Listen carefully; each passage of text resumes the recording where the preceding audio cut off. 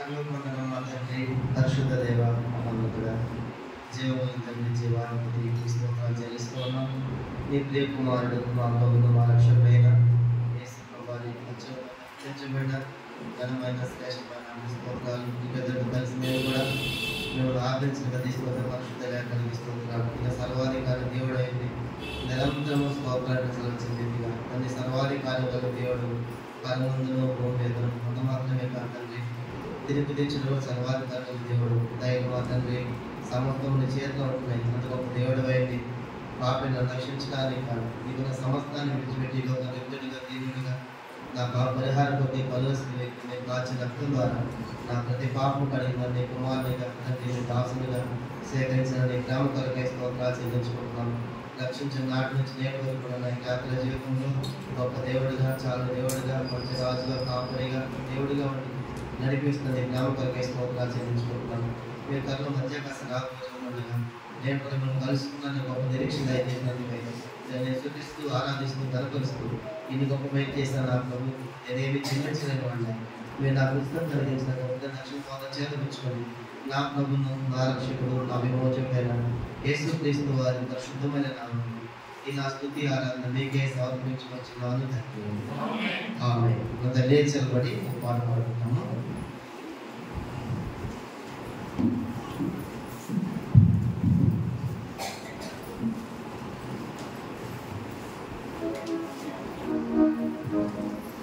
పాట సంఖ్య కొత్త వాటిలో 354 క్రీస్తే సర్వాధికారి అనే పాట. కొత్త వాటిలో 354, పాత వాటిలో 351. కొత్త వాటిలో 354, పాత వాటిలో 351, ఇంకా పాతవైతే 306.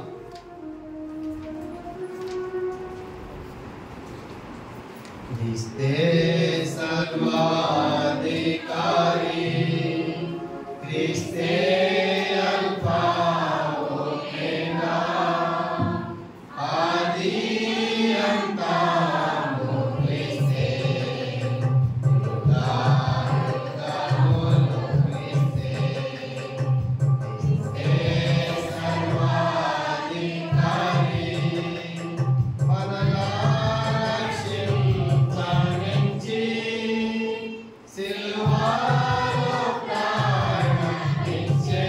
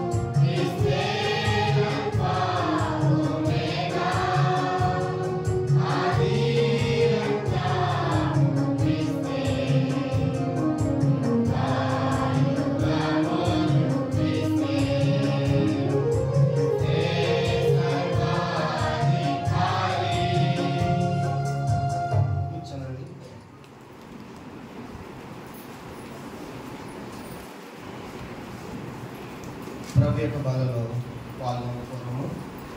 దేవుని వాక్యంలో నుండి ఒక వాక్య భాగం మనం చదువుకున్నాం. లూకాసు వార్త 18వ అధ్యాయం. ఈ లోకంలో ఉన్నప్పుడు యేసు ప్రభు వారు చెప్పిన మాట. లూకాసు వార్త 18వ అధ్యాయము అందరం కలిసి 8వ వచనాన్ని చదువుకుంటాం. లూకాసు వార్త 18వ అధ్యాయము 8వ వచనం, పేజీ నంబర్ 70, కొత్త నిబంధనలు. లూకాసు వార్త 18వ అధ్యాయము 8వ వచనం అందరం కలిసి చదవండి. ఆయన వారిని త్వరగా న్యాయం తీర్చును, వారి ఆయన దైవశాలను చూపుచున్నాడని మీతో చెప్పుచున్నాను. ఆయనను మనుష్య కుమారుడు వచ్చినప్పుడు ఆయన భూమి మీద విశ్వాసము కనుగొను. ఆ చివరి మాట మళ్ళీ చదువుకున్నాము. ఆయనను మనుష్య కుమారుడు వచ్చినప్పుడు ఆయన భూమి మీద విశ్వాసము కనుగొనుట. బట్ యేసు ప్రభువు మరల తిరిగి రాబోతున్నాడు. ఆయన వచ్చే సమయానికి భూమి మీద విశ్వాసులమైన మనలో విశ్వాసం ఉంటుందా అనేది ఇది ప్రశ్న. కనుక ఆ ప్రశ్నకు జవాబే చూడబోతున్నాం. మరొక మాట, 2 కొరింథీ పత్రిక 13వ అధ్యాయం. పౌలు అపోస్తలుడు కొరింథీయులకు రాసిన 2వ పత్రిక. ప్రభు యొక్క బలలో పాల్గొని మనము ఈ యొక్క మన విశ్వాసాన్ని మనం పరీక్షించుకోవాలి. 2వ కొరింథీ పత్రిక 13వ అధ్యాయం 5వ వచనం కూడా అందరం కలిసి మనం చదువుకుంటాం.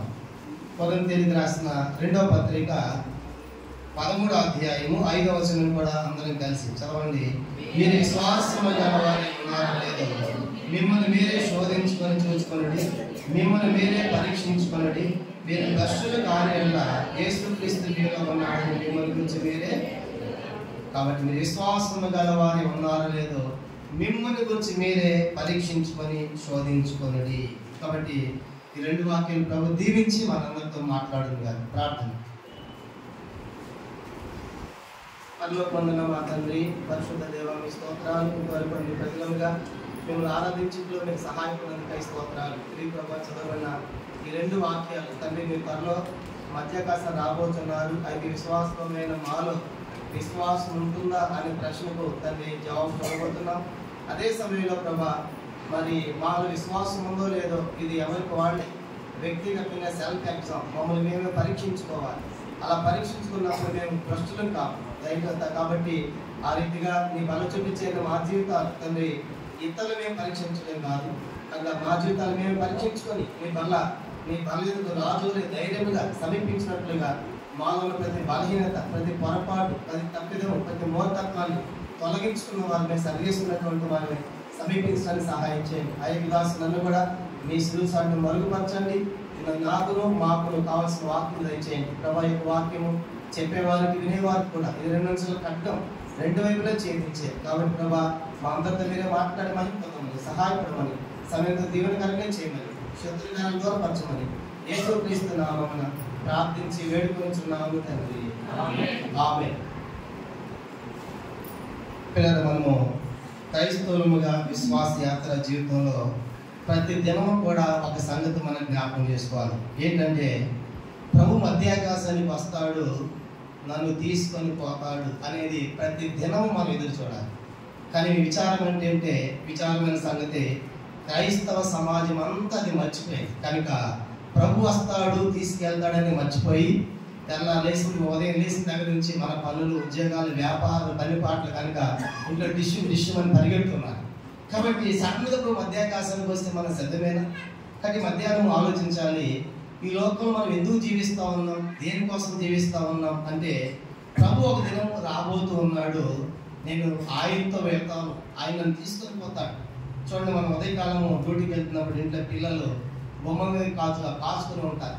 మళ్ళీ మా డాడీ వస్తాడు, మళ్ళీ మా మమ్మీ వస్తుందని ఏ రీతిగా ఎదురు చూస్తూ ఉంటారో క్రైస్తవ జీవితంలో ప్రభు కోసం అలాగ జీవించాలి, అలాగ ఎదురు చూడాలి. అది మన గురిగా ఉండాలి. విచారం ఏంటంటే అది మర్చిపోయాయి కనుక ఎన్నో పనులు, ఉద్యోగాలు, పని పాటలు వీటిలో నిమగ్నం అయిపోయి సడన్గా ప్రభు ప్రత్యక్షమైతే ప్రభా నేను సిద్ధంగా నేను వస్తానంటే సమయం లేదు. ఎందుకంటే మత్తయి సువార్త 25:10 చెప్పాడు ప్రభు, అంతటి సిద్ధపడి ఉన్నవారు లోపలికి వెళ్ళిరి, అంతటి తలుపులు వేయబడు. కనుక సమయం లేదు. కాబట్టి అందుకే ప్రతి దినము కూడా లేవగానే మీరు ప్రభు వస్తాడేమో నేను సిద్ధమేనని ఎల్లప్పుడూ కూడా ఆ గురి, ఆ గమనం మనం కలిగి ఉండాలని ప్రభు కోరుతున్నాడు. అలా కలిగిన వారే ప్రభువును కలుసుకునేవారు. అయితే మనం 2 వాక్యాలు చదివే మొదటి వాక్యము, ప్రభు మధ్యాకాశానికి వచ్చినప్పుడు మనలో ఉన్న విశ్వాసము ఆయన కనుగొంటాడా అంటే, ఇక్కడ చేరి మనం అంత విశ్వాసమే, యేసుని విశ్వాసం ఉంచాము, ప్రభు నా పాపాల కోసం చనిపోయాడు, సమాధి చేయబడి తిరిగి లేచాడని బాప్తిసం పొందాం, విశ్వాసం ఉంచాం. మరి విశ్వాసం ఉంచిన మన జీవితాలు దినదినానికి ఎలా అభివృద్ధి చెందాలో పౌలు రాశాడు. విశ్వాస జీవితంలో ఒక విశ్వాసంగా మనము ఏ స్థాయి నుంచి ఏ స్థాయికి ఎదగాలి విశ్వాస జీవితం అనేది 2 తిమోతి పత్రికలో 7 సంగతులు చెప్పారు. 2 తిమోతి పత్రిక 2వ అధ్యాయం తొందర చూసుకుంటాము. ఒక విశ్వాసి యొక్క ఆత్మీయ జీవితం దినదినాలు కూడా ఇలాగ ఉండాలి. 2 తిమోతి పత్రిక 2వ అధ్యాయము 1వ వచనం. 2 తిమోతి పత్రిక ఈ 2వ అధ్యాయంలోనే 7 సంగతులు చెప్పాడు. త్వరగా నేను చదివేస్తాను. మొదటిది 2 తిమోతి పత్రిక 2వ అధ్యాయం 1వ వచనం. నా కుమారుడా, క్రీస్తు యేసున్న కృప చేత బలవంతుడవు కమ్ము. మొట్టమొదటిది ఒక విశ్వాసి దేవునికి కుమారుడు అనే సంగతి మర్చిపోకూడదు. దానికి అందుకే లోకాసువార్త 3వ అధ్యాయం చివరిలో రాయబడింది కదా, ఆదాము దేవునికి కుమారుడు. అతిగా మనము దేవుని కుమారులు, దేవుని కుమార్తెలు. మరి దేవుని కుమారులుగా కుమార్తెలై ఉండటమే కాదు, 2వ స్థాయికి మనం ఎదగాలి. ఏంటది? కుమారులు అయిన తర్వాత 2వ స్థాయికి దేనికి ఎదగాలి? 3వ వచనం. 2 తిమోతి పత్రిక 2వ అధ్యాయం 3వ వచనం. క్రీస్తు యేసు యొక్క మంచి సైనికుల వల్ల నాతో కూడా శ్రమను అనుభవించుము. 2వ స్థాయి మనం చూసినప్పుడు కుమారత్వం నుండి ఇప్పుడు ఒక సైనికుని స్థాయికి వెళ్ళాలి. చూడండి, సైనికుడు ఎండైనా వర్షమైనా చలైనా ఎంత ఆ బాడీలు ఎంత కష్టపడుతూ ఉంటారు, దేశం ఎలా కాపాడుతూ ఉంటున్నారు. ఆ రీతిగా ఒక విశ్వాసి కూడా నేను క్రీస్తు యొక్క సైనికుడను. సైనికుడు అనగానే శ్రమలు ఉండవు అనుకోకూడదు. క్రైస్తవ జీవితం అనేది శ్రమ లేదని ప్రభు ఎక్కడ చెప్పలేదు. యోహాను సువార్త 16:33 అన్నాడు, లోకంలో మీకు శ్రమ కలుగును. కనుక అంటే ఈ లోకంలో వచ్చే శ్రమలకు మనం భయపడకుండా క్రీస్తు యేసు యొక్క సైనికుల్లాగా శ్రమలు ఎదుర్కోవడానికి మనము సిద్ధపడాలి. ఇది 2వ సంగతి. కుమారుడిగా ఉండాలి. కుమారుడిగా ఉండి ఎదుగుతూ మంచి సైనికుల్లాగా ఉండాలి. 3వ సంగతి ఏమని చెప్పాడు చూడండి, అక్కడ రాయబడింది. 3వ సంగతి 5వ వచనం. 3వ సంగతి మనం గమనించండి, 5వ వచనం. మరి జట్టి అయిన వాడు పోరాడినప్పుడు నియమం ప్రకారం పోరాడుకుంటే వాడి కిరీటము దొరకదు. కనుక జట్టి అయిన వాడు ఇంగ్లీష్లో ఆటగాడు. అంటే మనం పందెరంగంలో ఉన్నాం, కానీ పరిగెత్తే పందెరంగంలో ఉన్నాం అనే సంగతి మనం గుర్తించాలి. కానీ పరిగెత్తాడు ఎలా పరిగెత్తాలంట? నియమం ప్రకారం పరిగెత్తాలి. ఇక్కడ కూడా జతలుగా చూస్తాం. మొదటి జత కుమారుడు బలవంతుడు అవ్వాలి, 2వది సైనికుడు శ్రమలు పొందాలి, 3వ జత ఏంటంటే ఆ పరిగెత్తేవాడు ఎలా పరిగెత్తాలి? నియమం ప్రకారం. అక్కడ బార్డర్స్ ఉంటాయి, ఇష్టానుసారంగా పరిగెత్తే బహుమానం ఉండదు.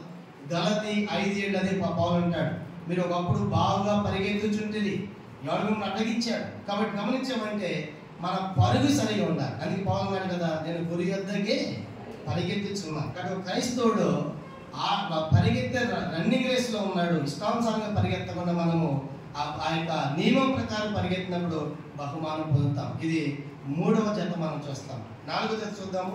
అక్కడ రాయబడి చూడండి, 6వ వచనం. 2 తిమోతి పత్రిక 2వ అధ్యాయం 6వ వచనం. పాటుపడిన వ్యవసాయకుడే మొదటి ఫలములో పాలు పుచ్చుకొనవలసిన వాడు. 4వ జత ఏంటంటే మనము వ్యవసాయకులం. గత వారం కూడా బలపడతాం మనం చూస్తాం. మేము దేవుని గృహమును దేవుని జత పనివాహం. కాబట్టి మనం ఒక క్రైస్తవుడు ఒక వ్యవసాయకు లాంటి వాడు. మనం దేవుని యొక్క ద్రాక్ష తోటలో ఉన్నాం. కానీ సంఘం అనే ద్రాక్ష తోట, దాంట్లో మనం ఎలా ఉండాలి? పాటు పడాలి. పాటు పడాలంటే ప్రయాసపడాలి. చూడండి, వ్యవసాయదారుడు కళ్ళములో పొలంలో పంట ఉంటే, ధాన్యం ఉంటే, వర్షం వస్తా ఉంటే ఏం చేస్తాడు చెప్పండి? పరిగెత్తుకుంటే పోతాడు. కనుక ఇప్పుడు వర్షం పడుతుంది, చల్లని అనుకోడు, అయ్యో ధాన్యం పాడైపోతుందేమో, పంట పాడైపోతుందేమో అని చెప్పేసి దానికోసం అహర్నిశలు కష్టపడ్డాడు. ఆ పంట కోసం రాత్రి అనక చల్లనక పాములు అనక ఎలా పరిగెడతాడు. ఒక క్రైస్తవుడు కూడా దేవుని యొక్క ఇంట్లో, దేవుని యొక్క సంఘంలో పాటు పడేవాడు ఉన్నారు. అందుకే మొదటి కొరింథీ పత్రిక 15వ అధ్యాయం 58 పౌలు చెప్పాడు, కాగా నా ప్రియ సహోదరులారా, ప్రభునందు మీ ప్రయాస వ్యర్థము కాదని ఎరిగి కథలను వారు స్త్రీలను ప్రభు కార్యాభివృద్ధిని ఎప్పటికీ ఆసక్తిలో ఉంటుంది. కాబట్టి క్రైస్తవులకు మనము అలా పరిగెడుతున్నామా దేవుని పని కొరకు, దేవుని సంఘం కొరకు అనేది మనం పరీక్షించుకోవాలి. ఇప్పుడు 4 జతలు చెప్పాం. మొదటి జత కుమారుడు, ఒక విశ్వాసి ఎలా ఉండాలి? కృపచేత బలవంతుడు అవ్వాలి. రెండవదిగా ఒక విశ్వాసి సైనికుడు ఏం పొందాలి? శ్రమలు పొందాలి. మూడవది మనం చూసాము, ఒక విశ్వాసి పరుగు పందెములు ఉన్నాడు. ఎలా పరిగెత్తాలి? నియమం ప్రకారం పరిగెత్తాలి. నాలుగవది ఒక విశ్వాసి వ్యవసాయకుడిగా ఉన్నాడు. ఏం చేయాలంటే ఆయన పాటు పడాలి, ప్రయాసపడాలి. 4 చేత. 5 చూద్దాం. 5 చేత 2 తిమోతి పత్రిక 2వ అధ్యాయం 15వ వచనం. 2 తిమోతి పత్రిక 2:15. దేవుని ఎదుట యోగ్యునిగాను సిగ్గుపడనక్కర్లేని అనివాని గాను సత్యవాక్యం సరిగా విభజించవానిగా ఉపదేశించవానిగా నిన్ను దేవునికి కనపరచుకున్నకు జాగ్రత్త పడము. 5వ చేత మనకు జ్ఞాపకం చేస్తుందంటే కనుక దేవుని యోగ్యుని గాను సిగ్గుపడనక్కర్లేని పనివాని గాను. కానీ 5వ చేతలో మనం చూస్తాము, నేను దేవుని ఇంట్లో ఒక పనివాడను. దేవుని ఇంట్లో మనం అంతా ఎవరమంట? నేను ఎన్నో స్థలాలకి మీటింగ్స్కి వెళ్తా ఉంటాను. అక్కడ చెప్తాను నేను అందరికీ కూడా, దేవుని ఇంట్లో నేను పెద్దలు అనొద్దు కనుక నేను ఒక పనివాడిని అయ్యా, ఈ పని నాకు ఇచ్చావు ప్రభా, ఈ బాధ్యత నాకు ఇచ్చావు కనుక ఇది సక్రమంగా నిర్వర్తించాలి. కానీ దేవుని ఇంట్లో పనివాడిగా ఉంటే ఎంత భాగ్యం. ఎందుకంటే ఎంతో మందికి అవకాశం లేదు. అలాంటిది దేవుని ఇంట్లో మనం అంతా ఒక పనివాళ్ళగా ఉండాలి. పనివాడు కూడా ఎలా ఉండాలంటే దానికి జత ఏం చెప్పాడు? యోగ్యునిగా ఉండాలి. కనుక యోగ్యునిగా ఉండాలి. పని చేసేవాడు శుభ్రంగా లేకపోతే, ఆ వండే ఆహారం శుభ్రంగా లేకపోతే మనం ఎలా తీసుకోము? దేవుని ఇంట్లో పనివాడు కూడా యోగ్యుడిగా ఉండాలి. ఇది 5వ జత. 6వ జత చూద్దాము. 6వ జత 20వ వచనం. 2 తిమోతి పత్రిక 2వ అధ్యాయం 21వ వచనం. 21. ఎవడైనా వీటిలో చేరక తను తాను పవిత్రపరచుకునే వాడు పరిశుద్ధపరచబడి యజమానుడు వాడుకొనుటకు అర్హమైన ప్రతి సత్కార్యములకు సిద్ధపరచబడి ఘనత నిమిత్తమైన పాత్రయే ఉండును. ఆరో సంగతి ఏంటంటే దేవుని ఇంట్లో ఒక విశ్వాసి పాత్ర. అమ్మ చెప్పండి, నేను దేవుని ఇంట్లో మనం అంతా పాత్ర. పాత్ర ఎలా ఉండాలి? పరిశుద్ధంగా ఉండాలి. చూడండి, రాత్రి ఉన్నటువంటి పాత్ర శుభ్రంగా లేకపోతే మళ్ళీ వండుతామా? అది మళ్ళీ శుభ్రం చేయాలి. కనుక దేవుని ఇంట్లో మనం పాత్రలు కనుకంటే ప్రతి దినము కూడా కడగబడాలి. ప్రభు యొక్క రక్తం చేత కడగబడి కనుక పరిశుద్ధపరచబడాలి. పైన చెప్పే 4 పాత్రలు వెండి పాత్రలు, తర్వాత బంగారు పాత్రలు, మట్టి పాత్రలు, కర్ర పాత్రలు. దానికి పోలిక 4 చెప్పాడు. మొదటిది ఏంటంటే పరిశుద్ధపరచబడిన పాత్ర. రెండవది యజమానుడు వాడుకొని అర్హమైన పాత్ర. మూడవదిగా ప్రతి సత్కార్యానికి సిద్ధపరచబడిన పాత్ర. 4వ పాత్ర ఘనత నిమిత్తమైన పాత్ర. కాబట్టి ఇది 6వ జత. ఒక విశ్వాసి దేవుని ఇంట్లో ఒక పాత్ర లాంటి వాడు. పరిశుద్ధ జీవితం మనం కలిగి ఉన్నాం. ఇది విశ్వాసంలో మనం ఎదిగే కొలది అలా స్థాయికి మనం రావాలి. కాబట్టి కుమారుడు నుంచి ఎక్కడికి వచ్చేప్పుడు పాత్రలాగా వచ్చాం. ఆఖరి దేవుడు చూద్దామా? 26వ వచనం రాయబడింది. 2 తిమోతి పత్రిక 2వ అధ్యాయం 26వ వచనం. ఇలా చూస్తాం, సత్య విషయమైన అనుభవజ్ఞానం వారికి కలుగుడికై దేవుడు ఒకవేళ ఎదురాడు వారికి మారు మనసు దయచేయను. అందువలన సాతాను తన ఇష్టం చొప్పున చెరపట్టబడిన వీరు వారి ఊరిలో నేను తప్పించుకొని మేలుకొనదేమో అని ప్రభు యొక్క దాసుడు అట్టి వారిని సాత్వికముతో శిక్షించుచు జగడమాడక అందరిలో సాధువుగాను బోధింప సమర్థుడుగాను కీడు సహించేవాడుగాను ఉండవలెను. 7వది ఒక విశ్వాసి చివరికి ప్రభు యొక్క దాసుడుగా మారాలి. చూసారా ఆ మాట? ప్రభు యొక్క దాసుడు ఎలా ఉండాలి? సాత్వికము, తర్వాత సాధువుగా, జగడమాడకుండా, బోధించే సమర్థుడిగా, కీడు సహించేవాడిగా మనము ప్రభు యొక్క దాసులుగా మారాలి, రూపాంతరం చెందాలి. ఇది ప్రభు కోరుతున్నాడు. కాబట్టి ఎక్కడ ప్రారంభమైంది క్రైస్తవ జీవితం అంటే కుమారత్వంతో ప్రారంభమైంది. ఎలా ముగుస్తుంది? దాసులుగా. ఎందుకు? ప్రకటన గ్రంథము 22వ అధ్యాయం, రెవల్యూషన్ చాప్టర్ 22 ప్రార్థనలో మనం చూస్తాము ఆయన దాసులుగా మనం ఉంటాం. ప్రకటన గ్రంథము 22వ అధ్యాయము. ఒక దినము ప్రభుని కలుసుకున్న తర్వాత ఆయన సేవించేది ఎవరంటే ఆయనకు దాసులుగా మారిన వారే. ప్రకటన గ్రంథము 22వ అధ్యాయము 4వ వచనం. 22 ఆయన దాసులు ఆయనను సేవించుచు ఆయన ముఖ దర్శనము చేయుచుందురు ఆయన నామం వారి నసలయందు ఉంది. కాబట్టి పరలోకం వెళ్ళిందంట మనమంతా ఎలా మారిపోతున్నాము? ప్రభు యొక్క దాసులుగా. చూసారు కదా? అది ఇప్పుడు ఈ సీక్వెన్స్ మనం ఫాలో అయినప్పుడు తప్పనిసరిగా విశ్వాసములు నిలిచేంటాం. ఏం చెప్పండి? అది మొదటిది కుమారునిగా ఆయన ఇచ్చే కృప దినదినం కూడా బలవంతులుగా చేయబడాలి. రెండోది మనం చూసాము బలవంతులు చేయబడిన మనం మంచి సైనికుల్లాగా తయారై శ్రమల గుండా వెళ్ళాలి. మూడవది పరుగు పందెములో ఉండి నియమం ప్రకారం క్రమం ప్రకారం పరిగెత్తాలి. నాలుగవది వ్యవసాయకులుగా ఉండి ఆయన ఎలా పాటుపడతాడో ప్రయాసపడాలి. ఐదవది మనం చూసాము పనివాడిగా ఉండి తగ్గించుకొని యోగ్యులుగా ఉండాలి. ఆరో సంగతి మనం చూసాము పాత్రలుగా ప్రతి దినము కూడా పరిశుద్ధ జీవితాన్ని మనం కలిగి ఉండాలి. ఆఖరి 7వది చివరి వాళ్ళు ప్రభు యొక్క దాసులుగా మారాలి. కాబట్టి కీడు సహించేవారిగా, తర్వాత సాత్వికంతో బోధించే సమర్థులుగా, అలాగే మనము ప్రభు యొక్క స్వరూపంలోనికి రావాలి. అలాంటి వారు విశ్వాసంలో నిలిచి ఉండేవారు. ప్రభు వచ్చినప్పుడు మధ్యాకాశానికి అలా జీవించిన వారు ఆయన కలుసుకుంటారు. మరి విశ్వాసం ఎవరిలో ఉండదు అనే సంగతులు కూడా దేవుని వాక్యంలోంచి ఒక 7 సంగతులు మీకు జ్ఞాపకం చేయాలని కోరుతున్నాను. ఇవన్నీ కూడా మొదటి 2 తిమోతి పత్రికలోనే మీకు చూపిస్తాను. కనుక విశ్వాసంలో పడిపోయేవారు ఎవరు, ఇప్పుడు విశ్వాసం ఎదిగేవారు ఎవరు మనం చూసాము. రెండో పార్ట్ విశ్వాసంలో పడిపోవటానికి గల కారణాలు ఏంటి, ఒక విశ్వాసిగా ఎందుకు మనం పడిపోతున్నాము కొన్ని సంగతులు చూద్దాం. మొదటి తిమోతి పత్రిక 1వ అధ్యాయం. ప్రభు వచ్చినప్పుడు విశ్వాసము పోగొట్టుకోవడానికి గల కారణాలు. మొదటి తిమోతి పత్రిక 1వ అధ్యాయం 18-19 వచనాలు చదవండి. కొంచెం ముందు జరగండి. ముందు జరిగితే అది దారి కూడా లేదు. జరగండి, ఉంటారు వచ్చేవాళ్ళు దాటుకొని తొక్కుకుంటారు. సరే, ముందు స్థలం చాలా ఉంది, ఇక్కడ కూర్చోవచ్చు బలదారి. ఇంకా జరగండి. మొదటి తిమోతి పత్రిక 1వ అధ్యాయం చూడండి, 18-19 వచనాలు చదవండి. నా కుమారుడైన తిమోతి, నీవి విశ్వాసమును మంచి మనస్సాక్షి కలిగిన వాడవై నిన్ను గూర్చి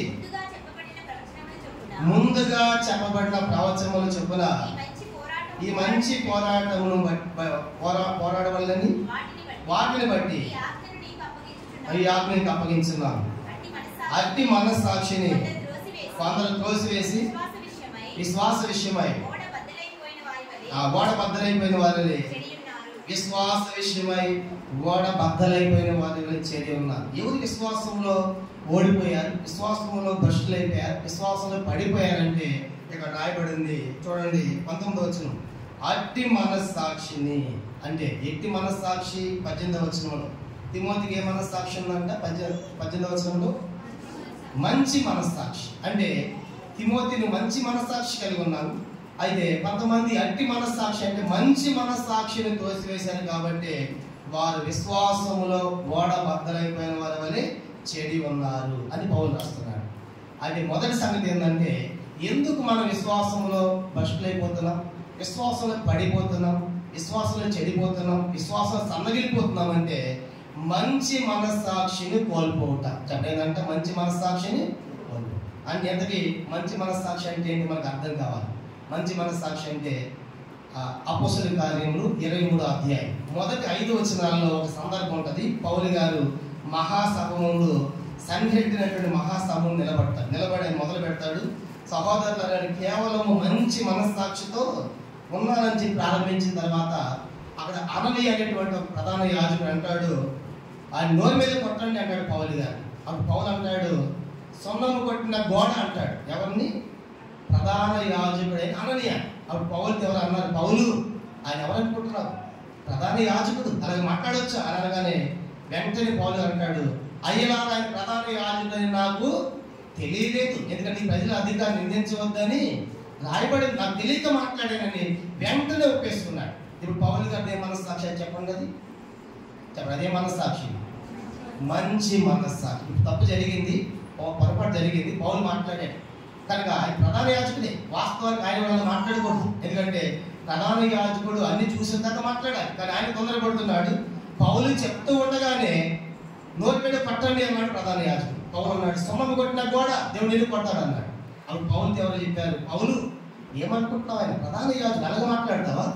వెంటనే అన్నాడు, అయ్యగా ఆయన ప్రధాన యాజకుడు నాకు తెలియలేదు, అయితే తెలిస్తే అలా మాట్లాడేవాడిని కాదు అన్నాడు. అంటే ఇప్పుడు పౌలు గారిది ఏ మనస్సాక్షి చెప్పండి, ఇది మంచి మనస్సాక్షి. అంటే పొరపాటు జరిగిన వెంటనే ఒప్పేసుకోవడం మనస్సాక్షి చెప్పండి, మంచి మనస్సాక్షి. ఎందుకంటే పొరపాటు చేయని వారు లేడు. బైబిల్ సెలవిస్తూ ఉంది, పాపము చేయని వాడు ఒక్కడు లేడు. మొదటి రాజుల గ్రంథం 8వ అధ్యాయం 46వ వచనం చూడండి. మొదటి రాజుల గ్రంథము 8వ అధ్యాయం 46వ వచనం ఎలా చెప్పబడుతుంది. మొదటి రాజులు 8వ అధ్యాయము, పాపము చేయని వాడు చాలండి. కానీ మొదటి రాజు 8:40 పాపము చేయనివాడు ఒక్కడు లేడు. రోమపత్రిక 3వ అధ్యాయం 11 నుంచి మనకు తెలుసు, నీతిమంతుడు లేడు, ఒక్కడు లేడు, గ్రహించేవాడు లేడు, దేవుని వెతకవాడు లేడు, అందరు త్రోత వేగముగా పనికి మాలవారైరి అన్నారు. అంటే లోకంలో మంచివాడే లేడు, కానీ మంచి లోకంలో నీతిమంతుడే లేడు. అందుకే పౌలు కూడా అంటాడు, నా శరీరమందు మంచిది నివసింపదని నేను ఎరుగుదును. రోమపత్రిక 7వ అధ్యాయం 18 పౌలు అన్నాడు, నా శరీరంలో మంచిది నివసింపదు. అంటే నేను మంచివాడిని కాదని పౌలు చెప్పాను. కాబట్టి ఈ మధ్యన ఆలోచించాలి, మన జీవితాల్లో కూడా దేవుడు మనతో మాట్లాడుతున్నప్పుడు మన మనస్సాక్షి ఎలా ఉండాలి చెప్పండి? మంచి మనస్సాక్షిగా ఉండాలి. అంటే వెంటనే ఒప్పేసుకోవాలి, వెంటనే సరి చేసుకోవాలి అలా. ఎందుకంటే తప్పు చేయని వారు ఎవరు లేరు. కీర్తన 19వ కీర్తన చూడండి, ఒక మాట రాయబడింది. కీర్తన 19వ కీర్తన మనం గమనించమంటే, కీర్తన 12వ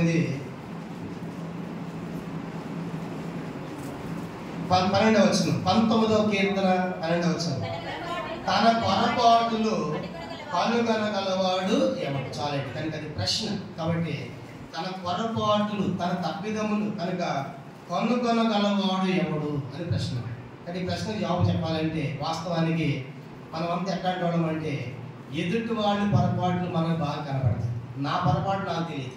ఒక ఆయన బండి వేసుకుని పోతున్నాడు, ఇప్పుడు బండ్లు కాదు, పాతకాలంలో బండి వేసుకుని పోతా ఉంటే ఈయన లైట్ వెలుగుతూ ఉంది. ఎదురుగా ఒక ఆయన వస్తా ఉండి, సార్ ఆపండి సార్ అన్నాడు. ఏంటంటే లైట్ వెలుగుతుంది సార్, ఆఫ్ చేసుకోండి సార్ అన్నాడు. అప్పుడు ఈయన అన్నాడు, నీది కూడా వెలుగుతుంది సార్ చూసుకోండి అన్నాడు. అంటే పాపం ఆయన నడుపుతారు, ఆయన తెలియదులా. కానీ ఎదుటి వాళ్ళకి బాగా తెలిసింది. మనకు ఏంటంటే ఎదుటి వాళ్ళు మనకు తెలుస్తాయి, కానీ బైబిల్ సెలవిస్తూ ఉంది, నా పొరపాటు ఏంటి, నా తప్పేంటి అని మన తప్పు మనం తెలుసుకోవాలి. కనుక తన పొరపాట్లు కనుగొనగలవాడు ఎవడు? అందుకే పౌలు అంటాడు, నన్ను విమర్శించేవాడు ప్రభువే. మనల్ని మనం విమర్శించుకుంటే ప్రభు చేత వదిలి విమర్శ పొందమని చూసారా. కాబట్టి అందుకే ప్రతి దినము కూడా అని ఒక భక్తుడు అంటాడు, యేసయ్య రక్తములో ఎన్నిసార్లు కడగబడితే నేను అంత కడగబడడానికి ఇష్టపడతాను అన్నాడు. ఉదాహరణగా ఈరోజు ఒక తప్పు చేసాం, ఒక పొరపాటు చేసాం, ఒప్పుకోకపోతే రేపు 2, 3 అలా ఏమైపోతుందంటే దినానిగా విస్తరించిపోతాం. అవన్నీ ఎప్పుడు కడుక్కోవాలి? కానీ అందుకే ప్రతి దినం కూడా ప్రభు యొక్క రక్తం చేత మనం కడగబడాలి. కానీ కడగబడి మన మనస్సాక్షి నిర్దోషమైనదిగా మంచి మనస్సాక్షి పెట్టుకున్నాం అనుకోండి, విశ్వాసంలో ఎదిగేవారు ఉంటాం. అందుకే పౌలు అభ్యాసం ఉంది. అపొస్తలుల కార్యం 24వ అధ్యాయం చూడండి. పౌలు ఏం చేస్తుందంట? అపొస్తలుల కార్యము 24వ అధ్యాయము 16వ వచనం అందరూ కలిసి. అపొస్తలుల కార్యములు 24వ అధ్యాయము 16వ వచనం అందరం కలిసి. ఈ విధమైన నేనును దేవుని ఎడలను మనుషుల ఎడలను ఎల్లప్పుడూ నా మనస్సాక్షి నిర్దోషమైనది ఉన్నట్లు అభ్యాసం చేసుకుంటున్నాను. కాబట్టి మనము దేవునితో మనుషులతో కూడా అభ్యాసం. దేనికోసం అభ్యాసం ఎక్సర్సైజ్. అంటే ఒక్కరోజు అయిపోయేది కాదు. కనుక ఈ రోజే కడుక్కుని అయిపోయిందంటే మళ్ళీ స్నానం చేయట్లేదా, ఇల్లు చేయట్లేదా? ప్రతి దినం ఇది నిరంతర ప్రక్రియ. ప్రభువును కలుసుకునేంత వరకు కూడా ఇది ఒక్కరోజు అయిపోయేది కాదు, ఒక్క రోజులు వచ్చేది కూడా కాదు. కనుక అంటే ప్రతిరోజు అలా చేయాలి. ఏం చేయాలి? ప్రతిరోజు కడగబడాలి, ప్రతిరోజు ఒప్పుకోవాలి. కానీ ప్రభు యొక్క రక్తం చేత కడగబడినప్పుడు మనము ఆ నిర్దోషమైన మనస్సాక్షి మనము కలిగి ఉంటాం. కాబట్టి అందుకే పౌలు గారు అభ్యాసం కనుక ఎల్లప్పుడూ కూడా, కానీ నేను కడిగేసుకున్నా కదా రేపు నుంచి అయితే కుదరదు. కనుక మళ్ళీ రేపు మళ్ళీ మురికి పడుతుంది. కనుక ప్రతి దినం ఎల్లప్పుడూ చేయాలి. అంటే ఎక్సర్సైజ్ అంటే ఒక్కరోజు చేసి అయిపోయేది కాదు అని గుర్తుపెట్టుకోవాలి. అందుకే ఎందుకు మనం అలా ఎల్లప్పుడూ కడుక్కోవాలి, ఎల్లప్పుడూ నిర్దోషంగా మన జీవితాన్ని, మన హృదయాన్ని చేసుకోవాలంటే, ప్రభు వచ్చినప్పుడు ఆయన మీద కనబడాలంటే మనలో దోషారోపణ ఉంటే ఆయన చూడలేదు, ఆయన కలుసుకోలేదు. 1 యోహాను పత్రిక 3వ అధ్యాయం 1 John chapter 3 1 యోహాను పత్రిక. అలా కనుక మన లోపల దోషారోపణ ఉంటే ఏం జరుగుతుందంట? 1 యోహాను పత్రిక 3వ అధ్యాయము 19-20 కలిసి ఉన్నాయి, మనం చదువుతాం. కనుక 19-20 వచ్చిన 21 కూడా అందరం కలిసి చదువుతామండి. ఇందువల్ల మనం సత్య సంబంధాలు నిలుపుతాము. దేవుడు మన హృదయం కంటే అది కూడా సమస్తము నిలిగి ఉన్నాడు. కనుక మన హృదయము ఏ విషయములలో మన ఎందుకు దోషారోపణ చేయను, ఆ విషయములో ఆయన మన హృదయములను సమ్మతిపరచుకును. ప్రియులారా, మన హృదయము మన ఎందుకు దోషారోపణ చేయనిలా దేవుడంట ధైర్యము గలవారమగుదుము. చూసారా, మన హృదయం తెలుసు. కనుక కొన్నిసార్లు మన హృదయమే మనతో మాట్లాడుతూ ఉంటుంది. మన మనస్సాక్షి అనవసరంగా మాట అక్కనన్నానే, ఈ తప్పు చేశాను, చేయకుండా బాగుంది అనిపిస్తూ ఉంటుంది. అలా అనిపించేది ఎవరు? మన లోపల ఉన్న మనస్సాక్షి. అప్పుడు వెంటనే ఏం చేయాలి చెప్పండి? ఒప్పేసుకోవాలి, కడిగేసుకోవాలి. అది మంచి మనస్సాక్షి. అప్పుడు మనం ఏం చేస్తామంటే ఆయన చేయలేదా, ఆమె చేయలేదా, వాళ్ళు చేయలేదా, నేను చేస్తే ఏమైందని చెప్పేసి ఆ సర్దుబాటు చేసుకొని ఒప్పుకోలేదు అనుకోండి, ఆ మనస్సాక్షి ఏమైపోయిందంటే వాత వేయబడిన మనస్సాక్షి. లేకపోతే ఆ మనస్సాక్షి కాబట్టి అందుకే ఆ వాత వేయ మనస్సాక్షి ఏమవుతుంది చూడండి, ఈ శరీరం కాలింది అనుకోండి, ఆ కాలు ప్లేస్లోకి ఇచ్చినా కూడా ఏమవుతుంది, అక్కడ స్పర్శ ఉంటుంది. ఎందుకు ఏమైపోయింది, అదంతా కూడా చచ్చిపోయింది, వాత వేయబడింది. అంటే మనకు అక్కడ బ్లడ్ సర్క్యులేషన్ రక్త ప్రసరణ లేదు. కానీ మనకి ఏం జ్ఞాపకం చేయబడుతుందంటే ఎందుకు మనం కడగబడాలంటే ప్రభు యొక్క మనం ధైర్యంగా నిలబడ్డాం. ప్రభు నేను అంతగా సరి చేసుకున్నాను, అంత ఒప్పేసుకున్నాను. నా జీవితం పలానా ఆ పొరపాటు నాకు హృదయం నాతో మాట్లాడింది, నా మనస్సాక్షి నాకు చెప్పిందని చెప్పేసి మనం సరి చేసుకున్నప్పుడు ప్రభు ఎట్లా ఉంటామంట, ధైర్యంతో ఉంటాం. దాని కొరకు ఈ లోకంలో ప్రతి దినం మనం కడగబడాలి. చూడండి, ఎందుకంటే జంతువులు మనస్సాక్షి లేదు కనుక మన మనుషులు కాబట్టి మనలో మనస్సాక్షి ఉంది. ఆ జంతువు నిండు చేని మీద పంట తింటా ఉంటుంది, వేస్తూ ఉంటుంది. రైతు వచ్చి ఒక దెబ్బ కొట్టాడు, పట్టగానే కాసేపు పక్కకి వెళ్ళిపోతుంది. ఆ జంతువు వెళ్ళిపోయి మళ్ళీ ఏం చేస్తుంది, కాసేపు రైతు పోగానే మళ్ళీ వచ్చి ఆ పంట అంతా పైరంతా తింటాను. తిన్న తర్వాత ఇంటికి వెళ్ళిపోయిన తర్వాత రాత్రి పడుకునే సమయానికి ఆ జంతువు ఈ రోజు నేను పంట అంతా పాడు చేశాను కనుక రైతు యొక్క పంట అంతా పాడు చేశానని ఏ జంతువైనా బాధపడుతుందా? చెప్పండి, బాధపడుతుందా? ఎందుకు? దాని లోపల ఏం లేదు, మనస్సాక్షి లేదు, దానికి ఏం బాధ ఉండదు. కనుక చూసారా, అది ఎక్కడో ఒక 5 లక్షలు దొంగతనం చేసాం అనుకోండి, మీ అంతా చాలా మంచివాళ్ళు, కాసేపు అనుకుంది 5 లక్షలు దొంగతనం చేసాం, ఇంటికి తీసుకొచ్చి పెట్టాం, పొయ్యి అని సాయం వస్తూ ఉందనుకోండి, ఆ వీధిలోనే నీటి కూడా లోపల ఎంత ఉంటుంది, అమ్మో తెలిసిపోయిందేమో, నా కోసమేమో పట్టుకెళ్ళిపోతారేమో, లోపల ఏం మాట్లాడుతుంది, ఎందుకు మనస్సాక్షి ఉందిగా, అందుకు ఒప్పిస్తాం. చూసారా, కనుక జంతువుకు లేదు మనస్సాక్షి, కనుక పశువుకి లేదు, కానీ మనలో పెట్టాయి. కాబట్టి ఎప్పుడైతే దేవుడు చూపించే వాటిని అవి మనుషులతో కావచ్చు, దేవునితో కావచ్చు, వెంటనే సరి చేసుకోవాలి. అలాంటి వారు మంచి మనస్సాక్షి కలిగిన వారు. దావీదు కూడా ఇలాంటి మనస్సాక్షి ఉంది. దావీదు పొరపాటు చేసే బెత్షెబతో తప్పు చేసిన తర్వాత దావీదు దగ్గరికి వచ్చారు. తను ఒక కథ చెప్పాడు, నాతో చెప్పిన తర్వాత ఆ మనుషుడు మరణానికి పోతాడు, వాడు చావాలన్నాడు. వెంటనే నాతో అన్నాడు, ఆ మనుషుడు నీవే అనగానే వెంటనే ఆయన జైల్లో పెట్టన్నాడు. దావీదు అనలేదు, ఏమన్నాడు చెప్పండి, నేను పాపము చేసి ఒక రాజుగా ఉండి తన తప్పని తెలుసుకున్నప్పుడు వెంటనే ఒప్పేసుకున్నాడు. అందుకే దేవుడికి దావీదంటే ఎందుకు ఇష్టం అంటే ఒప్పేసుకునేవాడు. అందులో అపొస్తలులుగా మనం చదువుకున్నాం 13:22లో కూడా అతడు నా హృదయానుసారుడు, నా ఇష్టానుసారుడు, నా సంకల్పాలు, నా ఉద్దేశాలు నెరవేర్చేవాడు. కట్టిలారా, ఎందుకు మన విశ్వాసంలో భ్రష్టులైపోతామంటే మంచి మనస్సాక్షిని త్రోసివేయవారు విశ్వాసములో ఎదగలేరు. ఇది మొదటి సంగతి. రెండో చూద్దామా, తిమోతికి రాసిన మొదటి పత్రిక చూడండి. మొట్టమొదటి ఎందుకు విశ్వాసం భ్రష్టులవుతున్నారంటే మంచి మనస్సాక్షిని చంపివేసుకోవటం. దేవుడితో మాట్లాడుతున్నా, సరి చేసుకోమన్నా, ఒప్పేసుకోమన్నా అలా చేయకుండా పోతున్నామంటే ఇది మంచి మనస్సాక్షి కాదు. ఆ మనస్సాక్షి వాత వేయబడుతుంది, అప్పుడు విశ్వాస భ్రష్టులు అయిపోతాము. ఇది మొదటి. రెండో చూద్దాము, మొదటి తిమోతి పత్రిక 4వ అధ్యాయం చూడండి. మొదటి 2 వచనాలు చదవండి. మొదటి తిమోతి పత్రిక 4వ అధ్యాయము మొదటి 2 వచనాలు. అయితే కడవరి దినముల్లో కొందరు అబద్ధికుల వేషధారణ వలన మోసవలసి ఆత్మల యందును దయ్యముల బోధ యందును లక్ష్యముంచి విశ్వాస భ్రష్టులవుదురని ఆత్మ తేటగా చెప్పారు. విశ్వాస భ్రష్టులవుదురు. ఇది రెండో కారణం. ఎందుకు విశ్వాసాన్ని పోగొట్టుకుంటున్నారు, విశ్వాసాన్ని విడిచిపెట్టి భ్రష్టులైపోతున్నారంటే రెండో కారణము ఏం జరుగుతుందంట, ఇక్కడ రాయబడింది, కొందరు అబద్ధికుల వేషధారణను మోసపరుచు ఆత్మలందు దయ్యముల బోధ లక్ష్యం నుంచి. కనుక చాలాసార్లు నేను చూస్తూ ఉంటాం, ఇక్కడికంటే కూడా ఆ సంఘం బాగుంది, అక్కడ స్వస్థతలు ఉన్నాయి, అద్భుతాలు ఉన్నాయి అని అనగానే ఏం చేస్తారు చెప్పండి, అందరూ కూడా అంత పెద్ద క్యూ కడతారు, ఆ గ్రౌండ్ అంతా నిండిపోయింది అనమాట. అంటే అందరికి కావాల్సింది ఏం చెప్పండి, అద్భుతాలు కావాలి, స్వస్థతలు కావాలి, సూచక్రియలు కావాలి. ఈ సంఘం కంటే ఆ సంఘం బాగుంది, ఇక్కడ వాక్యం అంటే అక్కడ వాక్యం బాగుందని కొంతమంది ఏం చేస్తారంటే ఆ మోసపోరుసు ఆత్మలందు పట్టబడిపోయి వాటిలో చిక్కుని పోతారు. చూసిన వాటిలో చిక్కుని పోతారు. ఇక సంఘానికి రాదు, ఏ బ్రదర్ అక్కడ పోతాడు, ఎంత పెద్ద గుంపు తెలుసా, ఎంత కాంగ్రిగేషన్, పెద్ద గ్రౌండ్, లైట్లు, జనాలు, అసలు అన్ని ఇవన్నీ వివరిస్తూ ఉంటారు. లోపలికి వాళ్ళ విశ్వాసం ఉన్నది విశ్వాసం కాదు. వెళ్ళిపోయింది దేనికోసం చెప్పండి, అక్కడ మోసపరిచి ఆత్మ అనేది జాగ్రత్త. కాబట్టి లోకంలో అందరూ చెప్పడం లేదు, కొంతమంది అలా ఉన్నారు. కాబట్టి మనం అపోస్తుల బోధ యందును సహవాసం అందును, రొట్టె విరిచెను, ప్రార్థనలు ఎడతెగగా ఉండాలి. కనుక మనకి ఇచ్చిన దర్శనం ఎంతో గొప్ప. కనుక దీంట్లో నిలిచి ఉండాలి. కానీ మోసపరుచు ఆత్మహత్య పరిగెత్తవద్దు. ఆ సంఘం ఈ సంఘం అని పరిగెత్తవద్దు. కాబట్టి సంఘంలో నిలిచి ఉండు, సంఘ సహవాసంలో ఉండు. అపోస్తలుల 2:42 ప్రకారము సంఘంలో ఒక స్తంభముగా స్థిరపడు. కనుక అలా చేసినప్పుడు నీ విశ్వాసం ఎదుగుతావు. కానీ అక్కడ పరిగెత్తేవాడు ఎక్కడ పరిగెత్తేవాళ్ళు కనుక విశ్వాసంలో ఎదగలేరు. ఉదాహరణ చూడండి, మన పిల్లలు కూడా స్కూల్ కూడా సంవత్సరం ఒక స్కూల్ మార్చామనుకోండి, వాడు చదువు వస్తుందా? ఈ సంవత్సరం స్కూల్, వచ్చే సంవత్సరం ఇంకో స్కూల్, అట్లా మారుస్తూ ఉంటే పోతుంది. వాడు ఉన్నది కాస్త పోతుంది.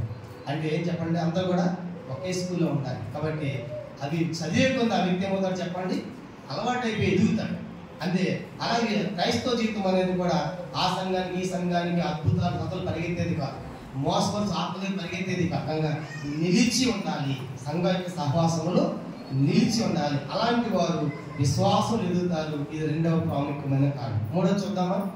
తిమోతికి రాసిన మొదటి పత్రిక 5వ అధ్యాయం చూడండి. ఎందుకు విశ్వాసం ప్రశ్న అవుతామంటే, మొదటిది మంచి మనస్సాక్షి లేకుండా ఉంటే మన విశ్వాసాన్ని పోగొట్టుకుంటాం. రెండవది సంఘములో స్థిరపడకుండా మోసపరుచు ఆత్మలు భ్రష్టులు అయితే మనం పరిగెత్తామంటే, మోసపడ్డ దయ్యము లేదు పరిగెత్తామంటే విశ్వాసాన్ని పోగొట్టుకుంటాం. మూడవ కారణం చూద్దాము. మొదటి తిమోతి పత్రిక 5వ అధ్యాయం అందరం కలిసి చదువుదాము. చూడండి 8వ వచనం. మొదటి తిమోతి పత్రిక 5వ అధ్యాయము 8వ వచనం. ఎవడైనా స్వకీయులను విశేషంగా తన ఇంటి వారిని సంరక్షించకపోయినట్ల వాడి విశ్వాస త్యాగం చేసిన వాడై అవిశ్వాస కన్నా చెడ్డవాడై ఉంటుంది. మూడో సంగతి ఏంటంటే, ఇంటి వారి విషయంలో, కనుక ఇంటి వారి విషయంలో, కుటుంబ విషయంలో, బంధువుల విషయంలో మనం ప్రేమ కలిగి ఉండాలి. అప్పుడు విశ్వాసంలో నిలిచి ఉంటాం. చాలాసార్లు ఈ విషయంలో అనేక తక్కువతాం. ఉదాహరణగా కొంతమంది హైందవ కుటుంబంలో ప్రభుని నమ్మిన వాళ్ళు ఉంటారు. హైందవ కుటుంబంలో ప్రభుని నమ్మిన తర్వాత వాళ్ళ ఇంట్లో ఎవరో చనిపోయారు. చనిపోయినప్పుడు వీళ్ళు ఎలా అవుతాయి? ఇప్పుడు ఆ యేసుని నమ్ముకున్న మేము దాంట్లో పాలు పొందకూడదు అని మేము వెళ్ళము, మేము చూడమన్నారనుకోండి, ఏమవుతుంది చెప్పి నా బంధువులందరి యొక్క ప్రేమ మనము పోగొట్టుకున్నట్లే. ఇంకా వాళ్ళు అంటారు, ఇంక ఎప్పటికీ వాళ్ళు యేసుని నమ్మడు. యేసు చెప్పాడా మా దగ్గర రావద్దని, వెళ్ళొద్దని చెప్పాడా? అంటే ఆ దేవుడే మా బతుకు అంటారు. చూసారా? అప్పుడు మనం ఏం చేయాలి? మనం హైందవుల నుంచి ప్రభువులకు వచ్చినప్పటికి కూడా వాళ్ళు చనిపోయిన సందర్భంలో వాళ్ళ ప్రేమ చూపించి, వాళ్ళని ఆదరించి కనుక వచ్చినప్పుడు వాళ్ళు ఏం చేస్తారు? వాళ్ళు మన ప్రేమను పొంది మన దేవుని ఎదుగు ఆకర్షితులు అవుతారు. మనం అంతా ఏంటంటే నమ్మో వేసాం, నమ్ముకున్నాం కానీ ఆ చావు మేము పోవు, మేము చేయము అని అన్నాం అనుకోండి, వాళ్ళు ఎప్పటికీ దగ్గర. ఇది మూల భాషలో ఏమన్నా రాయబడిందంటే ప్రేమ లేకపోవటం అంట. ఏంటంటే ఏమి లేదంట, ప్రేమ లేకపోతే విశ్వాసముల వారు ఎదగలేదు. కనుక విశ్వాసం ప్రేమ రెండు కలిసి ఉండాలి. గలతీ పత్రిక 5వ అధ్యాయం. విశ్వాసము నుండి వచ్చే ప్రేమ కావాలని దేవుని. గలతీ పత్రిక 5వ అధ్యాయం. గలతీలకు రాసిన పత్రిక 5వ అధ్యాయము చూడండి. అదే మాట పౌలు రాస్తాడు. ఎలాంటి విశ్వాసం మనం కలిగి ఉండాలంటే, గలతీ పత్రిక 5వ అధ్యాయము 6వ వచనం. గలతీ పత్రిక 5:6. క్రీస్తు యేసునందు వారికి సున్నతి పొందుట ఎందేమీ పొందకపోవట ఎందేమీ లేదు కానీ. ఆ తర్వాత బాగా అందరూ చదవండి. ప్రేమ వలన కార్యసాధము విశ్వాసమే. ఎలాంటి విశ్వాసం ఉండాలంటే మనకు?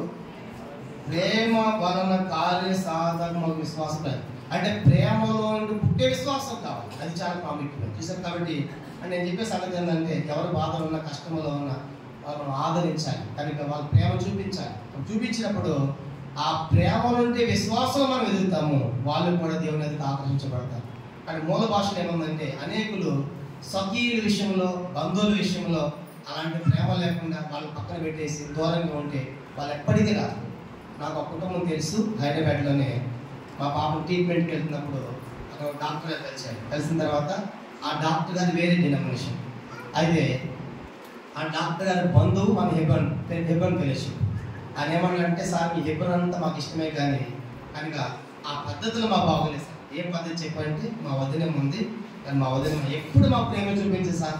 మేమేదో లోగా విశ్వాసం ఉన్నట్టు, ఆమె పెద్ద భక్తి పొద్దులాగా ఉన్నట్టుగా ఎప్పుడు అలా పెడతా ఉంటుంది. ఆమెను బట్టి మాకు హెబ్రోన్ అంతా అంటే కోపం అని చెప్పాడు. సరే, అంటే మేము హెబ్రోన్ ఫెలోషిప్ కాదు కానీ మీరు వేరే చర్చికి వెళ్తారు కాబట్టి మీరు విశ్వాసాలు చాలా తక్కువ, మేము చాలా ఎక్కువ అన్న ఫీలింగ్ చూపిస్తుంది కాబట్టి మాకు ఎప్పటికి ఇష్టం లేదు సార్ అన్నట్టు. చూసారా? అంటే దాన్ని అలా అనిపిస్తాం కొన్నిసార్లు. వాళ్ళు విశ్వాసలే వాళ్ళు క్రైస్తవులే, వాళ్ళు దేవుడు నమ్మిన వాళ్ళు. కానీ అలాంటి వేరియేషన్ తీసుకొచ్చినప్పుడు, డివిజన్ తీసుకొచ్చినప్పుడు చెప్తా వాళ్ళ విశ్వాసంలోనికి రాలేకపోగా ఇంకా మన మీద దేశం పుడుతుంది. అంటే అందుకే మనం చూసినప్పుడు నాకంటే ఆమె ఎంతో యోగ్యుడు, నాకంటే అక్క ఎంతో యోగ్యురా అని మనం చెప్పాలి. అందుకే ఒకరినొకడు తన ప్రేమ మీద అనురాగం అందించాలంట గొప్ప చేసుకోవాలి. 12 మనం చూస్తాం. కాబట్టి అలాగన్నప్పుడు వాళ్ళు కూడా ప్రభుత్వం ఆకర్షించబడతారు. కానీ బహుశా వాళ్ళ దగ్గర విశ్వాసం తక్కువే కావచ్చు, కానీ నువ్వు ప్రేమ చూపించాలి కదా. నువ్వు చూపించే ప్రేమ ద్వారా, ఆప్యాయత ద్వారా వాళ్ళు కూడా నీ విశ్వాసంలోని వాళ్ళని తీసుకొని మనం రావాలి. ఇది 3వ సంగతి. కనుక ఎవరైతే తోటి వారు, ముఖ్యంగా కుటుంబ విషయంలో, సంరక్షకుల విషయంలో ప్రేమ చూపించారో వాళ్ళు విశ్వాసం ఎదగలేరు. వాళ్ళు ఎదగపోగా ఆ బంధువులు ఎప్పటికీ వాళ్ళు ఏం ఎదుగు తీసుకొని రాలేకపోతారు. ఇది 3వ కారణం. 4వ చూద్దాము. తిమోతికి రాసిన మొదటి పత్రిక. చూడు, ప్రభు వచ్చినప్పుడు మనం విశ్వాసం నిలిచి ఉండాలంటే ఇవన్నీ కూడా మనం సరి చేసుకుని మన జీవితాన్ని చక్కపరచుకోవాలి. ఈ 3 విషయాలు చూస్తే మీరు 4వ సంగతి మొదటి తిమోతి పత్రిక 6వ అధ్యాయం. అందరం కలిసి 10వ వచనం. మొదటి తిమోతి పత్రిక 6వ అధ్యాయము 10వ వచనం చదవండి. ఎందుకనగా ధనాపేక్ష సమస్తమైన కీళ్లకు మూలము, కొందరు ఆశించి విశ్వాసం నుండి తొలగిపోయి నానా భావాలతో తమ్మును తానే. ఇప్పుడు చెప్పండి, 4వదిగా విశ్వాసం నుండి తొలగిపోవడానికి కారణం ఏంటంట? ధనాపేక్ష. చూసారు? కానీ ఈ ధనాపేక్ష అనేది ప్రతి ఒక్కరిని పట్టింది. దీంట్లో సేవకులు ఉన్నారు, పెద్దలు ఉన్నారు, విశ్వాసులు ఉన్నారు. కనుక ఎవరికి మినహాయింపు లేదు. కనుక యేసుప్రభువుని నమ్మిన ప్రతి ఒక్కరు కూడా దీంట్లో చిక్కున్న సేవకులు ఉన్నారు, పెద్దలు ఉన్నారు, విశ్వాసులు ఉన్నారు. ధనాపేక్ష ఇంకా సంపాదించాలని పరిగెత్తే వాళ్ళు ఉన్నారు. చూసారా? ఆ ధనాపేక్షలో పోయి ఓటీలు చేసి, ఓటీలు కూడా చేసి, ఆదివారాలు కూడా మానేసి విస్తారంగా సంపాదించేవారికి ఏం చేస్తారు? తమ్మును తామే పొడుచుకుంటారు. చూసారు? అంటే ధనాపేక్ష అనేది మనల్ని విశ్వాసంలో చేస్తుంది చెప్పండి, తొలగించి వేస్తా ఉంది. అలా బైబిల్ ఎంతో మంది తొలగిపోయారు. ఉదాహరణ చెప్పండి, ధనాపేక్ష నష్టపోయిన వాళ్ళు ఎవరు? ఆకాను ఏం చేశాడు? ఆ షినార్ వస్త్రాలు ఆశించే కదా. ఏమైపోయింది? ఆకాను ధనాపేక్ష ఆశపడినందుకు ఆయన భార్య, పిల్లలు, కుటుంబం, పశువులు, డేరాలు మొత్తం రాళ్లతో కొట్టి అగ్నితో కాల్చి వేశారు. కారణం ఏంటి? ధనాపేక్ష. ఆకాను కుటుంబాలు అయిపోయాయి. సరే, మనం చూసాం. ఇంకా చెప్పండి, ఇంకా ఇస్కరియోతు యోధ. కాబట్టి ఆ 30 దినాల కోసం పోయాడు. ఆ ధనాపేక్ష కోసం పోయి చివరికి ఏమైపోయాడంటే ఉరి పోసుకొని చనిపోయాడు. కనుక తెగిపోయి పేగులు బయటకు వచ్చి చనిపోయాడు. కనుక ధనాపేక్ష యోధ యొక్క విశ్వాసాన్ని తొలగించి మరణం తీసుకొచ్చింది. ఇంకా మనం చూస్తాం గెహాజీ. ఎవరంట? ఆయన వద్దన్నాడు. కనుక గురువు గారు ఈ పరిగెత్తుకునేది తెచ్చుకుంటే ఏం జరిగింది? ఎక్కడికి పోయామంటే, నేను ఎక్కడికి పోలేదు అన్నప్పుడు అన్నాడు, నాకు నీతో కూడా రాలేదా? వస్త్రము, ద్రవ్యము, ఒలివతో ద్రాక్ష సంపాదించుకోవడానికి దీనికి ఇది సమయం. కాబట్టి ఇప్పుడు ఆ నయమాను కుష్టు నీకు, నీ కుటుంబానికి ఎల్లప్పుడూ అంటి ఉండుని కాక అన్నాడు 2వ రాజుల గ్రంథంలో. అంటే ఇప్పుడు ధనాపేక్ష కోసం పోయి పరిగెత్తిన గెహాజీ ఏం సంపాదించుకున్నాడు? ఆయనకి పోతే బాగుంది, ఆయనకి పోలే. ఎవరికంట? ఆయన సంతతి. అంటే గెహాజీ పుట్టిన వాళ్ళ పిల్లలందరికీ ఏమొస్తామని చెప్పండి? కుష్ఠరోగం వస్తామని. ఎలా ఉంటుంది ఊహించండి. మధ్యలో వాడు అడుగుంటాడు, ఎందుకు మనమే కుష్ఠరోగం పుడుతున్నాం, అందరూ బాగున్నారంటే వాడు చేసిన పని మన తాత ఎవరు? గెహాజీ. ఆయన బట్టి సంపాదించాడు. చూసారా? జాగ్రత్త పడాలి, మన పిల్లలకు మనం ఏం సంపాదిస్తున్నాం. కాబట్టి ఇలా మనం చూసాం, అన్నయ్య సపీరాలు. కానీ వాళ్ళు కూడా అమ్మారు. అన్ని తన తీసుకొచ్చి అపోస్తలుల పాదాలు పెట్టి ఇద్దరు ఏం చేశారంట? ఇద్దరు అబద్ధం ఆడితే ఏమైనా అరగంట వ్యవధిలోనే 2 ప్రాణాలు పోయినాయి. ఇలా చెప్తా ఉంటే ఇప్పుడు చెప్పిన జాబిత అంతా దేనికోసం పరిగెత్తిన వాళ్ళు? ధనాపేక్ష. వాళ్ళ విశ్వాసములు లేదు, దేవుని రాజ్యం కూడా లేదు. వాళ్ళు ఎంత విచారం. కాబట్టి యేసుని నమ్ముకున్న మనం ఈ లోక సంబంధమైన వాటి కోసం పరిగెత్తి వాటిలో చిక్కుని పోతే, చివరికి విశ్వాసం తొలగిపోతే, కనుక ప్రభుని కలుసుకోకపోతే ఇంత బతికి ఏమవుతుంది మనం? అందుకే మనం జాగ్రత్త పడాలి. ప్రభా, ఈ ధనాపేక్ష నుండి మనం దూరం అయిపోవాలి. ప్రభా, ఈ ఆహారం ఇచ్చాం, ఈ వస్త్రం ఇచ్చాం, వీటిని తృప్తిగా జీవిస్తాను అని చెప్పి దేవుని మనం స్తుతించాలి. చూసారు? అదే మాట్లాడు. మొదటి తిమోతి పత్రిక 6వ అధ్యాయము పైన చెప్పాడు కదా. చూడండి 8వ వచనం 7. మొదటి తిమోతి 6:7. మనం ఈ లోకములను ఏమీ తేలేదు, దీనిలోని ఏమీ తీసుకొని పోలేదు. కాగా అన్న వస్త్రములు గలవారమై ఉండి వాటితో తృప్తి పొంది ఉండము. కాబట్టి ఈ లోకంలో వచ్చేటప్పుడు ఏమీ తేలేదు, వెళ్ళేటప్పుడు ఏమీ తీసుకొని పోలేదు. ప్రభు ఆహారం ఇచ్చావు, ఈ వస్త్రం ఇచ్చావని తృప్తిగా ఉంటూ దేవుని స్తుతించు, విశ్వాసం నిలిచుంటా. కానీ ధనాపేక్ష కొరకు పరిగెత్తవద్దు. ఇంకా సంపాదించాలి, పరిగెత్తిన వారంతా ఏమైపోయారో మనం చూస్తాం బైబిల్. కాబట్టి అందుకే ఏది రాదు, ఏమి తీసుకొని పోరు. దానికోసం మన ఈ లోకంలో ప్రయాసపడాల్సిన పని లేదు. అందుకే సామెత 23 అంటాడు కదా, ఐశ్వర్యం పొంద ప్రయాసపడకము. అట్టి అభిప్రాయాన్ని కలిగిన తోటే అది విడిచిపెట్టి లేక రెక్కలు ధరించి ఎగిరిపోనంటాడు. సామెతలు 10:22 యెహోవా ఆశీర్వాదము ఐశ్వర్యం ఇచ్చును, మరల కష్టం చేత ఆశీర్వాదము ఎక్కువ కాదు. చూసారు కాబట్టి నీతిమంతులు కొంచెమైనను బహుమంది భక్తిహీన దానికంటే కూడా ఎంతో శ్రేష్టం. కాబట్టి ఆహారం ఇచ్చింది స్తోత్రం అని చెప్పాలి. అలా కాపాడుకున్న వారే విశ్వాసములు నిలిచి ఉండేవారు. ఇదిన సంగతి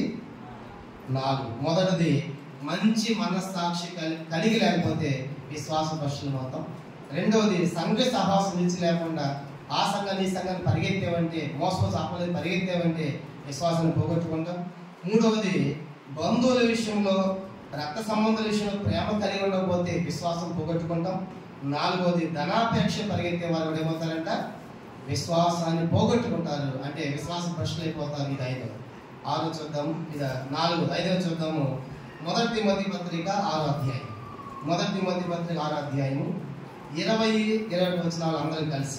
మొదటి తిమోతి పత్రిక 6వ అధ్యాయము 20-21 వచనాలు అందరం కలిసి. ఓ తిమోతి, నీకు అప్పగింపబడిన కాపాడి అపవిత్రమైన వడ్డీ మాటలను, జ్ఞానమైన అబద్ధముగా చెప్పని ఇప్పుడైన వాదములను దూరంగా ఉండు. ఆ విషయంలో ప్రమేయం అనుకొని కొందరు అనుకొని విశ్వాస విషయంలో తప్పిపోయేది. కృప మీకు తోడై ఉండును గాక. చూసారు కనుక ఇది 5వ సంగతి.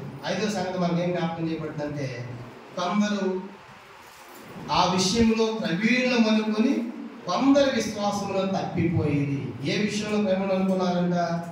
2 విషయాలు చెప్పి. ఒకటి అపవిత్రమైన మాటలు, రెండవది విపరీత వాదములు.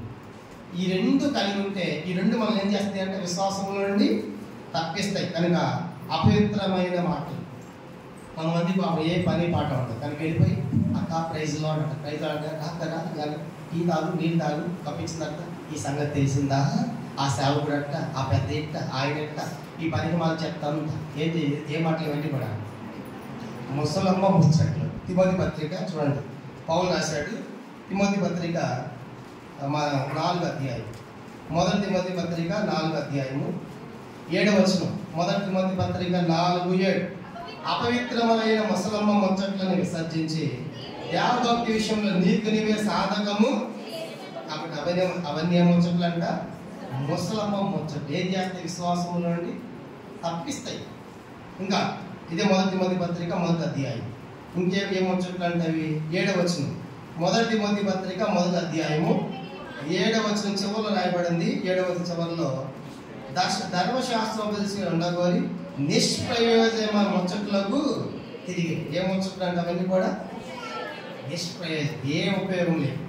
సామెతలు 14:23 రాయబడింది. ఏ కష్టము చేసినా ఏమొస్తుందంట, లాభమే. చదవండి అన్నమాట. ఏ పని చేసి నీకు లాభం వచ్చింది, కానీ వట్టి ముచ్చట్ల ద్వారా నీకు నిష్ప్రయోజనం. సామెతల గ్రంథం 14వ అధ్యాయం. సామెతలు 14వ అధ్యాయము 23వ వచనం చూడండి. ఏ కష్టము చేసినను లాభమే కలుగును, వట్టి మాటలు. చూసారా? కాబట్టి ఏదైనా కష్టం చేస్తామంటే ఎవరు లేదని ఇస్తారు. అయ్యి బాగా కష్టపడి వట్టి మాటలు చెప్తామంటే ఒక ఆయన ఫోన్ చేశాడు, అబ్బా గంటలు వాయిస్తాను, నాకే టైం లేదంటే సమస్యలు. నేను చెప్పాను, నువ్వు చెప్తా ఉంటే నాకు వినే టైం అయితే నాకు లేదు, నాకు ఎన్నో బాధ్యతలు, నాకు ఎన్నో మీటింగ్స్. కాబట్టి మొన్న షార్ట్గా చెప్పాను, నేను చెప్తా ఉన్నాడు. కాబట్టి నేను చెప్పే సంగతి ఏంటంటే, వట్టి మాటలు, నిష్ప్రయోజన మాటలు, ముసలమ్మ మాటలు, దాని ఏముందంట లేమి కంటే కరువుకు దారిద్ర్యానికి కారణమవుతుంది. ఏదో పంచి ఏదో కష్టపడు, దాని నీకు లాభం ఉంటుంది. అందుకే ముసలమ్మ ముచ్చట్లు వద్దు, తర్వాత నిష్ప్రయోజనమైన ముచ్చట్లు వద్దు. ఇంకా ఏ ముచ్చట్లు అంట? 2 తిమోతి పత్రిక 2వ తిమోతి పత్రిక 2వ అధ్యాయం. 2వ తిమోతి పత్రిక 2వ అధ్యాయము 16 వచనం. అపవిత్రమైన వట్టి మాటలకు విముఖుడవై ఉండుము, అట్టి మాట్లాడేవారు. చూసారే? కాబట్టి అపవిత్రమైన మాటలు, ముసలమ్మ ముచ్చట్లు, నిష్ప్రయోజన ముచ్చట్లు, ఇవన్నీ ఏం చేస్తాయంటే మనం భక్తిహీనులుగా చేసి మన విశ్వాసాలను తప్పిస్తూ ఉంటాయి. కానీ అందుకే వాటి నుంచి మనం దూరం కావాలి. ఒక ఆయన చెప్పాడు, స్త్రీలంట ఒక్క దినానికి 25,000 మాటలు మాట్లాడతారంట సహోదరులు. ఇక్కడ చెప్తా ఉంటే మాట్లాడితేనే ఉంటారు. చూసారా? ఇట్లా మాట్లాడుతూ ఉంటే ఎనర్జీ వస్తుందా పోయింది చెప్పండి? ఇప్పుడు నేను మాట్లాడుతున్నాను, ఎనర్జీ పోతుంది, వేస్ట్, శక్తి అంతా వేస్ట్, అనవసరంగా మాట్లాడి.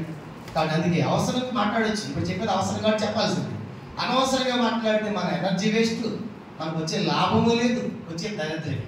అందుకే ఏం చెప్తున్నాను, పౌలు అంటాడు కదా, ఇలాగా ఆ విషయంలో ప్రవీణ్లు మనకు అర్థం ఏంటి, నేను మాట్లాడే వాళ్ళని మాట్లాడతారా, నేను ఎలా మాట్లాడతానని తెలుసు అనుకుంటారు కొంతమంది. కనుక అందుకే అదే మాట చెప్పాడు. 1 తిమోతి 6వ అధ్యాయం అపవిత్ర మాటలు 20వ వచనంలో, అపవిత్రమైన వట్టి మాటలకు జ్ఞానమైన అబద్ధముగా చెప్పని విరోధ వాదములను దూరముగా ఉండము.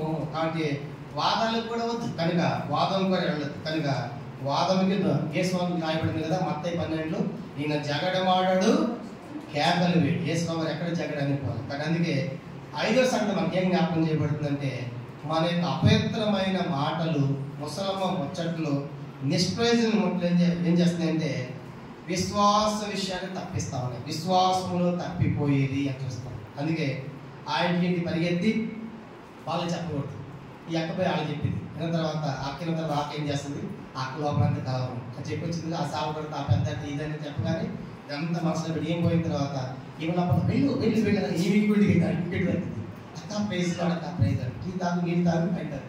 ఈ సంగతి తెలిసిందా, ఆ సేవ పెట్టండి, ఆ పెద్ద అంటే ఏమి చెప్పింది అనమాట. ఏం చెప్పిందా ఇంకోటి అంటే లోపల చెప్పేంతవరకు అజీర్ణం చూసారు. కాబట్టి ఇవన్నీ మనం ఏం చేస్తుందంటే విశ్వాసంలో నుండి తప్పించే. కాబట్టి వద్దు. కనుక నీ మాట అవునంటే అవును, కాదంటే కాదన్నట్టు ప్రభు చెప్పాడు. కపిలరా మన 5వ సంగతి ఏంటంటే, అపవిత్రమైన మాటలు మాట్లాడేవారు విశ్వాసంలో తప్పిపోతారు. విపరీత వాదాలు పోయారు, విశ్వాసం తప్పిపోతారు. అందుకే వాళ్ళు ప్రభువుని కలుసుకోలేరు. ఇది 5వ సంగతి. 6వ చూద్దాము. 2 తిమోతి పత్రిక 2వ అధ్యాయం. అందరం కలిసి 6వ సంగతి కూడా చూద్దాము. 2 తిమోతి పత్రిక 2వ అధ్యాయం చూడండి, 17-18 వచనాలు. ఇది 6వ సంగతి. 2 తిమోతి పత్రిక 2వ అధ్యాయము 17-18 వచనాలు. కొరుకుడు పండు కాకినట్టు వారి మాటలు కాకును, వారిలో హమయేను పిలేతు ఉన్నారు. వారి పునరుత్థానం గతించినని చెప్పుచు సత్య విషయము తప్పిపోయేది అందరి విశ్వాసమును చెరిపుచున్నారు. 6వ సంగతి ఏంటంటే, విశ్వాసాన్ని చెరిపే వారు కూడా ఉంటారు. నువ్వు విశ్వాసం బాగానే ఉన్నావు, వాళ్ళు వచ్చి వీడు నీ చెవులు ఊదగానే నీకేమైపోతుంది చెప్పండి, విశ్వాసము ఎలా అయిపోయి నువ్వు విశ్వాసం జారిపోతావు. అంటే 6వ సంగతి, చెప్పుడు మాటల ద్వారా విశ్వాస భ్రష్టులు ఏమైనా ఉంటారు. చెప్పుడు మాట, అందుకే చెప్పుడు మాట వినకూడదు. యేసు ఏం చెప్పాడు దాని గురించి, మార్కు సువార్త 4వ అధ్యాయం 24 వచనం. మార్కు సువార్త ప్రభువు చెప్పిన మాట, మీరు ఏం వినిచున్నారో జాగ్రత్తగా చూచుకొనండి అంటాడు. మార్కు సువార్త 4వ అధ్యాయము 24 వచనం. మార్కు సువార్త 4:24.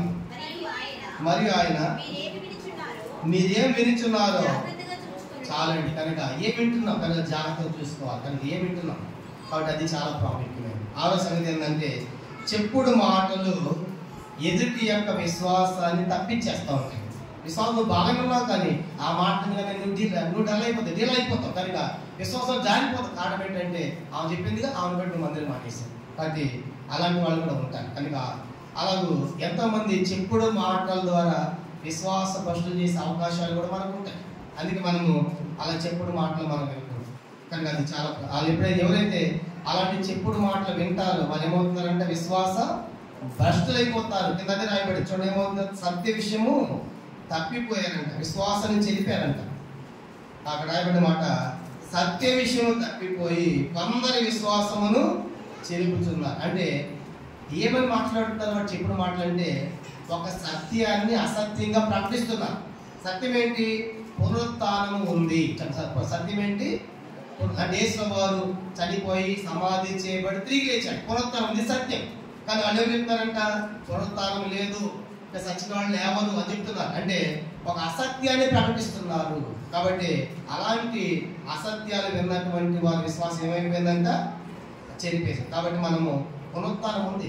క్రైస్తవ విశ్వాసానికి పునాది ఏంటి, పునరుత్థానం. యేసు లేచాడు కదా, కనుక ఆయన లేకపోతే మనం పాపంలోనే ఉండేవాళ్ళం, మన విశ్వాసం కూడా ఉండేది కాదు. కాబట్టి క్రైస్తవ నిరీక్షణ ఏంటంటే ప్రభు యొక్క పునరుత్థానమే చాలా ప్రాముఖ్యం. అయితే వాళ్ళు ఏం చెప్తారంటే, అక్కడ 2 పేర్లు చెప్పాడు. ఒకటి హమయేను పిలేతు అనేవారు పునరుత్థానము లేదు, సత్యమైన సంగతి అంతే అని చెప్పేసి అసత్యాన్ని ప్రకటించి చెప్పుడు మాట చెప్పి అనేకులు తప్పించారు విశ్వాసము. కాబట్టి పిల్లల ఆరోదిగా ఇది మనం జ్ఞాపకం చేసుకుంటాం. యేసు వారి యొక్క పునరుత్థానం ఎంత శ్రేష్టమైనది, ఎంత అద్భుతమైనది. ప్రపంచంలో అందరి సమాధులు గుళ్ళుతో ఉన్నాయి, కానీ యేసు ప్రభువారి సమాధి ఒక్కటి మాత్రమే నేటి కూడా ఖాళీగా ఉంది. కానీ పునరుత్థానం ఉంది, అదే కదా మన విశ్వాసం.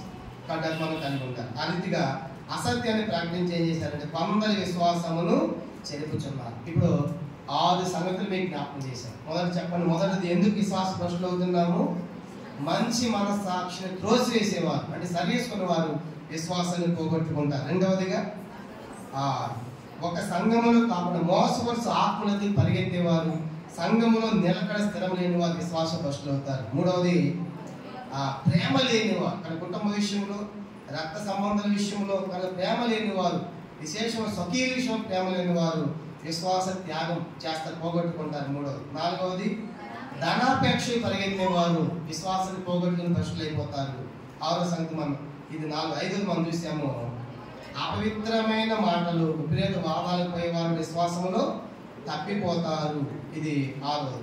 6వది ఏం చూసామంటే సత్యమును అసత్యముగా ప్రకటించేవారు, అది నమ్మిన వారు కూడా విశ్వాసంలో చేరిపోతున్నారు. ఇది 6. ఆఖరి 7 చూసి మనం ముగిద్దాం. ఆఖరి చివరిది 7వది 2వ తిమోతి పత్రిక 3వ అధ్యాయం. 2వ తిమోతి పత్రిక 3వ అధ్యాయము అందరికి కలిసి 8వ వచనం. 2వ తిమోతి పత్రిక 3వ అధ్యాయము 8వ వచనం అందరం కలిసి చదవండి. ఎన్నే ఎంబ్రే అనువారు మోషేని ఎదిరించినట్లు వీరులను చెడిన మనసు కలిగి విశ్వాస విషయంలో భ్రష్టులై సత్యమును ఎదిరింతురు. కాబట్టి ఆఖరి దేవుడి విశ్వాసం భ్రష్టులయ్యేదంటే సత్యమును ఎదిరించేవారు ఏమవుతారంటే విశ్వాస భ్రష్టులు అవుతారు.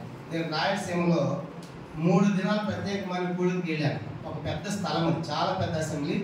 3 దినాలు గంభీరంగా మీటింగ్ జరుగుతూ ఉన్నాయి. మొదటి రోజు ఉదయం అంతా అయిపోయింది, రాత్రి కూడిక సువార్త కూడిక అయిపోయిన తర్వాత అందరూ వెళ్ళిపోయారు. ఒక 4 మాత్రం వెనకాల కూర్చొని కూర్చున్నారు. నేను సేవకుడు పైన ఉన్నాము. నేను రాత్రి ఉదయకాలము రాత్రంతా ప్రయాణం ఉదయకాలం దిగి పరిచయం అంతా చేసాము. ఆ సేవకులతో మాట్లాడడం నాకు టైం లేదు. వెంటనే కంటిన్యూ మీటింగ్స్ అనమాట. ఉదయకాలం 2 సెక్షన్ల భోజనం అలా అయిపోయిన తర్వాత అప్పుడు శివకుడికి అయిపోయింది. మొదటి రోజు రాత్రి వెనకాల 4 కూర్చున్నారు. నేను వెళ్తా ఉన్నాను. నాకు అర్థమైంది వాళ్ళు నా కోసమే కూర్చున్నారని.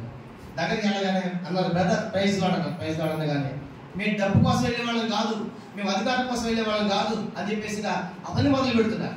మొదలు పెడతా ఉంటే నేను చెప్పిన వాక్యం ఏంటి, మీరు అడిగే ప్రశ్నలు ఏంటి అన్నారు. అన్న తర్వాత మా గురించి చెప్పావు, మాకే చెప్పావు అంటా ఉన్నారు. చూసారా? అంటా ఉంటే నేను వాస్తవానికి అసలు ఆ ప్లేస్ అది మొదటిసారి వెళ్ళాను.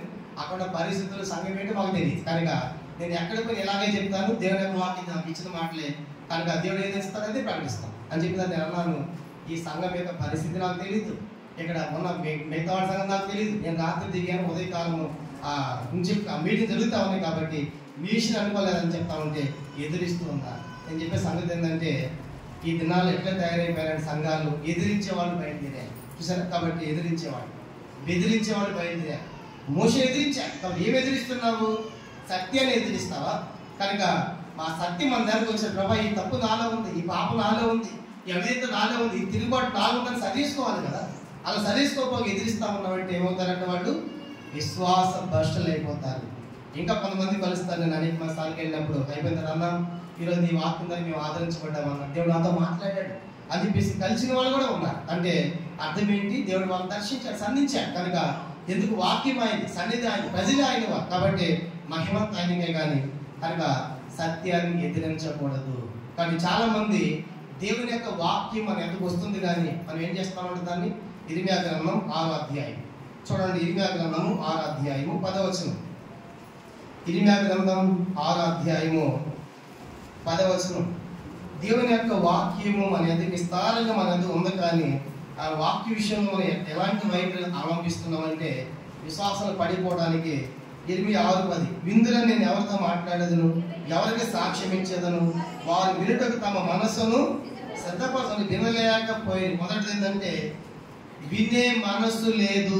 కనుక వాక్యాన్ని ఎందుకు ఎదురుస్తున్నారని చెప్పండి. ఏమి లేదంటే వాళ్ళకి వినాలి అనే మనసు లేదు. ఆయన ఎప్పుడు చెప్పే కదా, ఎప్పుడు సంగతి చెప్పి మాకు బైబిల్ తెలియని వాక్యం ఏముంది, ఆయన చెప్పే సంగతులు అనుకుంటా. అంటే ఎందుకు నువ్వు విశ్వాస వాక్యాన్ని ఎదురుస్తావు? మొట్టమొదటిది నువ్వు విని సిద్ధపడి రావట్లేదు. ప్రతి దానికి మనం సిద్ధపడతాం కదా. ఆధార ప్రభు ఈరోజు 6 మందిని పెడుతున్నాను, దేవుని ఇంటికి వెళ్తున్నా, ప్రభు నాతో ఏం మాట్లాడుతావు, నేను ఈ మాటలను దయచేయని నువ్వు సిద్ధపడి రావాలి. ప్రతిదానికి సిద్ధపడతాం కదా, రైల్వే స్టేషన్ సిద్ధపడతాం, బస్ స్టాండ్ సిద్ధపడతాం, బయట సిద్ధపడటం ఉంటుంది. అలాగే దేవుని ఇంటికి కూడా ఎలా పడితే రావటం కాదు, ప్రార్థన చేసుకుని సిద్ధపడి రావాలి. అప్పుడు దేవునితో మాట్లాడతాం. రెండో సంగతి, ఇదిగో యెహోవా వాక్యం ముందు సంతోషము లేని వారై. రెండో సంగతి ఏంటంటే వాక్యం అంటే వాళ్ళకి ఏం లేదు చెప్పండి, సంతోషము లేదు, అందుకే వాళ్ళు ఎదురిస్తున్నారు. మూడవది దానిని తృణీకరింతురు. మూడోది వాక్యం ఏం చేస్తారంట, తృణీకరించడం అంటే చెప్పి తెలిసిన కదా, ఇక మాకు చెప్పిన వాక్యమే కదా అని లెక్కలేనట్టు అనమాట. తృణీకరించడం, వాక్యము వినే మనసు లేకుండా వస్తాం. రెండోది వాక్యం అంటే సంతోషం లేదు నీకు, వాక్యం అంటే తృణీకరిస్తాం. ఇంకేం చేస్తాడు వాక్యాన్ని? ఇర్మీయా గ్రంథం 5వ అధ్యాయం, యెషయా గ్రంథం 5వ అధ్యాయం. ఎందుకు దేవుని యొక్క వాక్యం మనం ఎదురిస్తున్నామంటే ఇది యెషయా గ్రంథము 5వ అధ్యాయము 24వ వచనం. యెషయా గ్రంథం 5వ అధ్యాయము 24వ వచనం. ధర్మశాస్త్రమును నిర్లక్ష్య పెట్టుదురు, ఇశ్రాయేలు యొక్క పరిశుద్ధ దేవుని వాక్కును చాలండి. కానీ ధర్మశాస్త్రము, ఆజ్ఞలు, కట్టడలు అన్న ఒకటి దేవుని వాక్యం. దేవుని వాక్యాన్ని నిర్లక్ష్య పెడుతున్నావు, దేవుని యొక్క వాక్యం తృణీకరిస్తున్నావు కాబట్టి ఎదురిస్తున్నావు. కనుక వాక్యం అంటే నిర్లక్ష్యము, వాక్యాన్ని తృణీకరించడం. నేను రక్షించబడిన కొత్త దినాల్లో మా గ్రామానికి వెళ్ళాను. చిన్న సంఘం అది, అక్కడ సేవలు వాక్యం చెప్తా ఉన్నాడు. వెనకాల ఒక ఆంటీ ముసుకేసుకుని కూర్చుంది, సేవలు వాక్యం చెప్తా ఉంటే ఇదంతా నీకే, ఇదంతా నీకే, ఇదంతా నీకే అంటాం. వెనకాల కూర్చుంది. పక్కన ఏమన్నాడు, అయిపోయిన తర్వాత ఎందుకంటే అలా అంటారు అన్నాడు. ఆ సేవకుడు నా గురించి చెప్తాడు వాక్యం అండి. అనగా నేనన్నాను, మనతో మాట్లాడతారు, మనమే సరి చేసుకోవాలి కదా అన్నా. నువ్వు కూడా ఆయన పాటలో నీతో మాట్లాడుకోవాలి. చూసారా ఎక్కడ వాళ్ళు మనం అంతా కూడా ఎంత నీకంటే ఎట్లా చెప్పండి. దేవుని యొక్క వాక్యం నిర్లక్ష్య పెట్టకూడదు, వాక్యం తృణీకరించకూడదు. కనుక వాక్య విషయంలో వినే మనసుతో రావాలి. రెండోది వాక్యం అంటే సంతోషం ఉండాలి. మూడోది వాక్యం అంటే తృణీకరించకూడదు. నాలుగోది వాక్యాన్ని నిర్లక్ష్య పెట్టకూడదు. ఇంకా వాక్యాన్ని ఏం చేస్తున్నారంట, ఇర్మీయా గ్రంథం 8వ అధ్యాయం, ఇర్మీయా గ్రంథము 8వ అధ్యాయము 9వ వచనం. ఇర్మీయా గ్రంథం ముగించేస్తాం. ఇర్మీయా గ్రంథం 8వ అధ్యాయము 9వ వచనం. విస్మయం ఉంది చాలు. నా తర్వాత వారు యెహోవా వాక్యమును నిరాకరించిన వారు ఏ పాటి జ్ఞానం కాదు. చూసారు కనుక వాక్యం అంటే వాళ్ళు ఏం చేస్తారంట, నిరాకరించడం. అంటే ఇది మా వద్దు. మనం కూడా ఎట్లాంటి వాళ్ళం అంటే పొద్దున్న లేచి నీకు క్షేమమును కాక అనగండి, ఎంత మంచి వాక్యం స్తోత్రం, నీకు శ్రమలు వచ్చుగాక అన్నారనుకోండి, ఈ వాక్యం మాకు బాగలేదు, మాకు వద్దు. చూసారా, అంటే మనకు అనుకూలమైనవి మన కావాలి కానీ ప్రతికూలమైన వద్దు. శ్రమ వద్దా, నీకు కష్టం వద్దా. కానీ అది సేవకులు ఎట్లా తయారైపోయారండి దినాలు, పెద్ద సేవకులు అందరూ కూడా వాక్యం వదులుతూ ఉంటారు.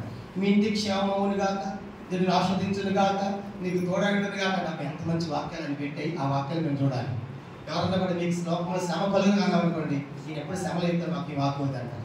అంటే మనకి ఇప్పుడేం కావాలి చెప్పండి, వీటిలో నిజంగా చెప్పండి ఏం కావాలి, మనకి ఆస్వాదనే కావాలి కదా, శ్రమలు వద్దు. కనుక శ్రమ లేకపోతే సింహాసనం లేదు. యేసు ప్రభు సిలువ మీదకి వెళ్ళిన తర్వాతే సింహాసనం.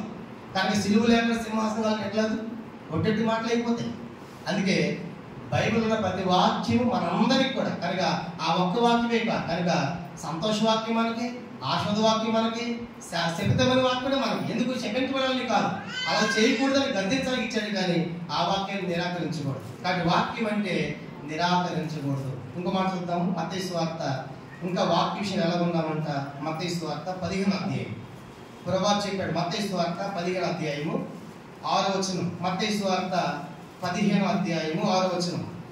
మీరు మీ పారంపర్యాచరణ నిమిత్తమై దేవుని వాక్యమును నిరర్ధకము చేయుచున్నారు. చూసారా, కానీ మనందరికి వాక్యాలు తెలుసు.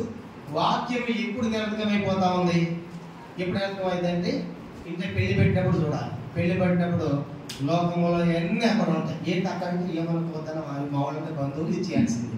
మరి వాక్యం తెలిసి ఆ వాక్యమే ఇదే. ఇప్పుడు వాక్యం ఏమైపోయింది చెప్పండి, తెలిసి కూడా చేసేవాడు ఏమైపోయింది, నేను అర్థం లేకుండా అయిపోయింది. అక్కడ వచ్చేస్తావు, అక్కడ వచ్చేస్తే అక్కడ వచ్చేస్తాడు స్తుతిమహిమ ఎట్లా పాడతాం ఎట్లా. కానీ ఎన్నో సలేసో చెప్పిన మాట. కనుక 90% ఇప్పుడు నేను దాదాపు 15 పెళ్ళిళ్ళు చేశాను. 15 పెళ్లిలో 1-2 తప్ప మిగతా అన్ని కట్టి ఏం కట్టాను. అన్న నీ పని నువ్వు చేద్దామా, మా వేరే పాస్టర్ గారు ఉన్నారు. ఎందుకు మరి ఎందుకంటే మనకు కుదరదు. మన హెబ్రోన్ కాబట్టి హెబ్రోన్ లాగా పెళ్ళి అవ్వాలి, మన రెండో పెళ్ళి ఇంకోటి చేయాలన్నమాట. మన బాపట్లో పెళ్లి చేశారు. బాపట పెళ్లి చేసిన తర్వాత ముందే చెప్పారు. వెళ్ళిన తర్వాత ఇటైతే రెండింటికి ఆయనతో చేయించిన లేదు లేదన్నా మన హెబ్రోన్ కాలేజ్ ప్రకారం జరగాలంత పెళ్ళి అంతా అయిపోయింది. అయిపోయిన తర్వాత ప్రమాణాలు అయిపోయిన తర్వాత నేను పక్క జరిగితే ఆ పాస్టర్ గొడవ పెట్టాడు. ఏమన్నాడు, ప్రమాణాలు అయిపోయి పెళ్ళిని ప్రకటించాం కాబట్టి ఇప్పుడు మేము తాళి కట్టి రెండే పెళ్ళి అయితే అంటాడు. నాకంటే రెండే పెళ్ళి అయితే అట్లా అది వాళ్ళు పిలిచి ముందే చెప్పే కదా మీకంటే మాకు చెప్పాలి కదా ముందు మరి ఆ సంగతి. మేము దీన్ని అరగంట పెట్టాడు గొడవ. పెద్ద కాంగ్రిగేషన్ ఎంతోమంది అన్నిలు ఇచ్చారు కనుక వాళ్ళ ముందు పాస్టర్ కొట్టుకుంటే ఎలా ఉండదు చెప్పండి. నాకైతే చాలా బాధ అనిపించింది. వాళ్ళు ఎంత ఖర్చు పెట్టి పెళ్లి చేశారు కదా. నీకు చెప్పింది ఏంటి, ఆ పాస్టర్ చెప్తాడు ప్రమాణాలు చేసిన తర్వాత మీ పని చేయండి అని చెప్పారు. చెప్తే ఇప్పుడు ఏమైంది ఆయన, మేము ఇప్పుడు చెయ్యము, ఇది రెండే పెళ్ళి అయిపోయింది. మళ్ళీ లోపలికి వెళ్ళి బతిలాడు బతిపల పడి తీసుకొచ్చి కానీ పెళ్లి చేయాలి. ఆ పెళ్ళి అంటే అసలు పెళ్ళి అయిపోయింది కానీ రెండో పెళ్ళి అనమాట. అంటే నేను చెప్పేది దానికి ఏమైపోయింది అక్కడ వాక్యము. అది ఎందుకు నీకు విశ్వాసం, మళ్ళీ రెండో సంగతి ఎందుకు అలాంటి ప్రతి చెయ్యి, ఇదెందుకు మళ్ళీ వాక్యం. అంటే రెండు కావాలి మనకి, అవా కావాలి గువా కావాలి. ఆ చిన్నపిల్లలు ఇసుకలు ఆడుతూ ఉంటే జిలేబీ కావాలంటే ఇసుక పట్టుకుంటాడు, జిలేబీ కావాలి, రెండు కావాలి. కానీ క్రైస్తవ అలాంటిది కాదు. అందుకేసో చెప్పాడు మీకు వాక్యం తెలుసు కానీ ఆ పారంపర్యాచారం లాగా ఏమవుతుందంట, అవి పాటించి ఆ పద్ధతులు సంస్కృతి సాంప్రదాయాలు చేసి వాక్యాన్ని నిర్ధకం చేస్తున్నారు. అర్థం లేకుండా అయిపోతాం చూసినా. కనుక నిలబడేవాడు ఎక్కడున్నాడు, ఇలా చేయకూడదని చెప్పాడు ఎక్కడున్నారు. అలా చెప్తే కష్టం ఇది నాలుగు, కానీ అలా చెప్పకూడదు. కనుక రెండు చేయాలి, అది చేయాలి ఇది చేయాలి చూసారా. కనుక చేయకపోతే ట్రాన్స్ఫర్ సేవకులకి అదనమాట తయారైన సమాజం అంతా. కాబట్టి మనం హెచ్చరిక తీసుకుందాం. ప్రభా నీ యొక్క వాక్యం ఏం చెప్తుందో ఆ వాక్యం మనం వెలిగించేది కదా, తెలివిచ్చేది కదా. కాబట్టి అలాగే మనం చేయకూడదు. కనుక యేసు చెప్పిన మాట వాక్యం ఏం చేశారంటే వాళ్ళు నిరర్థకము చేస్తున్నారు. ఆఖరి ఒక మాట చదివి ముగిద్దాం. అపోస్తల కార్యములు 7వ అధ్యాయం. ఇంకా చూడండి వాక్యం ఏం చేస్తున్నారంటే వాళ్ళు. అపోస్తల కార్యములు 7వ అధ్యాయం. అపోస్తల కార్యములు 7వ అధ్యాయము 51వ వచనం చదువుకుని మనం ముగిస్తున్నాం. అపోస్తల కార్యములు 7వ అధ్యాయము 51. ముష్కరులారా హృదయములను చెవులను దేవుని వాక్యమునకు లోపరచని వాళ్ళని వాళ్ళారా మీ పితరుల వలె మీరును ఎల్లప్పుడూ కింద ఒకటేసి రాయబడింది వంచని మెడగల వాళ్ళారా హృదయములు ఎందుకు చెవులందును సున్నతి పొందని వాళ్ళారా అని రాయబడింది. అంటే వాక్యమును ఎదిరిస్తున్నారు. ఏం చేసిన వాక్యమును ఎదిరిస్తున్నారు. పౌలు చెప్పిన మాటలకి వాళ్ళు ఎదిరించి రాళ్ళతో కొట్టారు స్టెఫన్ గారిని. కాబట్టి అదే మాట చదువు 2 తిమోతిలో చదువుకున్నాం కదా. ఆ సత్యమును ఎంబరైన వాళ్ళు ఎదిరించినట్టుగా మోషే ఎదిరించినట్టుగా ఎదిరించి సత్యాన్ని ఎదిరించి ఏమైందంటే వాళ్ళు విశ్వాస భ్రష్టులు అయిపోయారు. కాబట్టి ఈ మధ్య నీ హెచ్చరిక తీసుకున్నాను. ప్రభా నీ యొక్క వాక్యానికి నేను లోపడతాను, నీ వాక్యాన్ని నేను ఎదిరించను. అయితే వాక్య విషయంలో ఎవరు చెప్పినా ఎలాంటి వైఖరి మనకు ఉండాలి. ఒక వాక్యం అందరికీ కలిసి చదువుకుని ఇది మనం చేసుకుని ముగిద్దాం. కీర్తన 119 చూడండి. దేవుని యొక్క వాక్య విషయంలో ఇప్పుడు అన్ని మైనస్లు చూసాం మనం. అలా ఉండకూడదు. మరి ఎలా ఉండాలి? 119వ కీర్తన. కీర్తన 119వ కీర్తన 112వ వచనం. కీర్తన 119 112 చదువుకుని మనం ముగిద్దాం అందరూ కలిసి చదవ. 119 112. నీ కట్టడాలను గైకొనుటకు నా హృదయమును లోపరుచుకొని ఉన్నాను, ఇది తుది వరకు నిలుచు నిత్య నిర్ణయం. ప్రభా నీ యొక్క కట్టడలు, నీ ఆజ్ఞలు, నీ శాసనాలు, నీ న్యాయములు, నీ ధర్మ విధులు, నీ వాక్యానికి నేను లోపడటానికి ఎల్లప్పుడూ కూడా నా హృదయాన్ని లోపరుచుకుంటానయ్యా. ఇది ఎల్లప్పుడూ నిలిచే నిత్య నిర్ణయం. అంటే నేను దేవుని యొక్క వాక్యాన్ని నా హృదయాన్ని లోపరుచుకుంటాను అని అన్నవాళ్ళు ఎదిరించేవాళ్ళు కాదు. వాళ్ళు విశ్వాసం ఎదుగుతారు. ఇప్పుడు మధ్యాకాశానికి వచ్చినప్పుడు ప్రభుని కలుసుకుంటారు. అందుకే వాక్య విషయంలో మన ప్రతి దినము కూడా వినే మనసుతో రావాలి. రెండో సంఘం మనం చదువుకున్నాము. వినే మనసుతోనే కాకుండా వాక్యం అంటే సంతోషం ఉండాలి. మూడోది వాక్యమును తుణీకరించకూడదు. నాలుగోది వాక్యాన్ని నిర్లక్ష్యం చేయకూడదు, లేకుంటే దేని తుణీకరించకూడదు. అంత మాత్రమే కాదు, వాక్యమును నిరాకరించకూడదు. ఇది మాది కాదు అనకూడదు. తన వాక్యాన్ని నిర్ధకం చేయకూడదు. చివరికి వాక్యాన్ని ఎదిరించకూడదు. అని ఏం చేయాలంటే వాక్యమును నిత్యము మనం ఆ వాక్యాన్ని లోపరుచుకోవాలి. అప్పుడేం జరుగుతుందంటే ఇప్పుడు మధ్యాకాశానికి వచ్చినప్పుడు మనం ప్రభుని కలుసుకుంటాం. అందుకే 2 కొరింథీ 13:5 మీరు విశ్వాసం గలవారై ఉన్నారు లేదు, మిమ్మల్ని మీరే పరీక్షించుకోండి, శోధించుకోండి. అలా చేసి మీరు భ్రష్టులు కాని యెడల యేసుక్రీస్తు మీలో ఉన్నారు. ఈ వాక్య వెలుగులో మన జీవితాన్ని సఫలం చేసుకుని ప్రభు యొక్క బలాన్ని సమీపిస్తాం. అందరు మోకరించండి. దేవుడు తన వాక్యం ద్వారా మనతో మాట్లాడి ఉంటుండగా అందరు కళ్ళు మూసుకోవాలి, లేచి వెళ్ళద్దు. గంభీరమైన సమయం, దేవుడు దర్శించే వేళ, తనతో మాట్లాడే వేళ, ఈ వాక్యం చేరొచ్చిన మనందరికీ, ప్రతి ఒక్కరికి, నాకు కూడా, నీకు కూడా విశ్వాసం ఎలా ఉన్నాం? మన దగ్గర రాబోతుండగా విశ్వాసంలో ఎదిగిన వాళ్ళు ఉన్నామా? విశ్వాసంలో జారిపోయామా? కాబట్టి దేవుని కుమారుడు కాదు, దేవుని కుమార్తె కాదు, నువ్వు బలవంతురాలు ఉండాలి, మంచి సైనికులు తయారవ్వాలి, పరుగు పందెం నియమం ప్రకారం పరిగెత్తాలి, ఒక వ్యవసాయంలో పాటుపడాలి, మంచి పనివాడిగా యోగ్యునిగా జీవించాలి, పరిశుద్ధమైన పాత్రగా పరిశుద్ధపరచబడాలి, ఒక మంచి ప్రభు యొక్క దాసుడిగా సాత్వికముతో కీడు సహించేవాడిగా బోధించేవాడిగా మనం తయారు ప్రభు యొక్క కోరిక మనం మారాలి. అలాంటి మనము ఈ దినం వాతవే మనస్సాక్షి, మంచి మనస్సాక్షి లేదు, అందుకే మన విశ్వాసం జారిపోతున్నాము, మోసపరుచు ఆత్మది పరిగెడుతున్నాము, అందుకే విశ్వాసం భ్రష్టులైపోతున్నాము. స్వకీయ విషయంలో ప్రేమ లేదు, అందుకే మన విశ్వాసం చేయడానికి చెప్పాను. ప్రేమగల తండ్రి, మీ స్తోత్రం చెల్లించుకుంటున్నాం. మీ అమూల్యమైన దేహానికి గుర్తుగా ఈ పాత్ర పాల్గొంటున్నాము. వేగమైన పాల్గొని దయచేయమని యేసు ప్రభు నామమున ప్రార్థిస్తున్నాము తండ్రి. ఎవరు సిద్ధంగా ఉన్నారో దయచేసి ఇప్పుడు హస్తాన్ని చూపించండి. పాత్ర మీద తీసుకొని రాబడుతుంది. మీరే ముక్కలు చేయొద్దు, వాళ్ళు తీసుకుంటారు. ముక్కలు ఎవరు ఉంచొద్దు, అట్లా అందించిన పాత్ర వాళ్ళు తెచ్చుకుంటారు.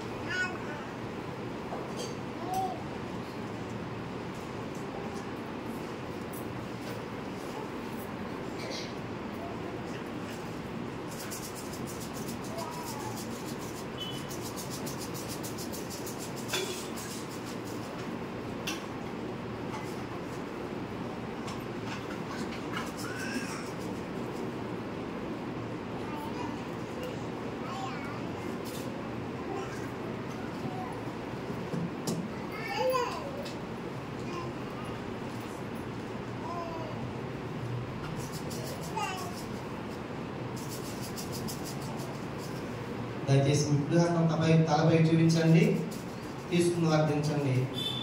పాత్ర అందేంత వరకు కూడా తలపై చూపిస్తే పాత్ర మీకు అందించబడాలి.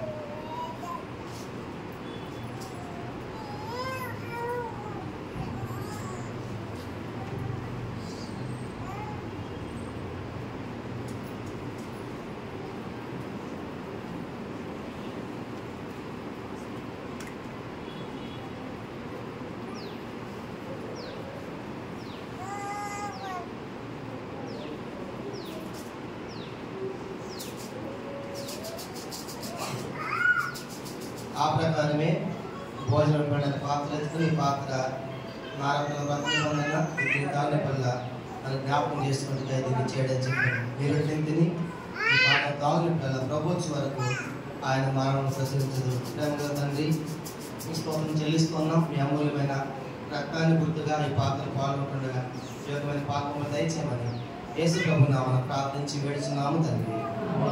ఎవరి సిద్ధంగా ఉన్నారు దయచేసి ఇప్పుడు హస్తాన్ని చూపించండి. పాత్ర మీద తీసుకొని రాబడుతుంది. చిన్న చుక్క తీసుకుని పక్క వారికి అందించండి.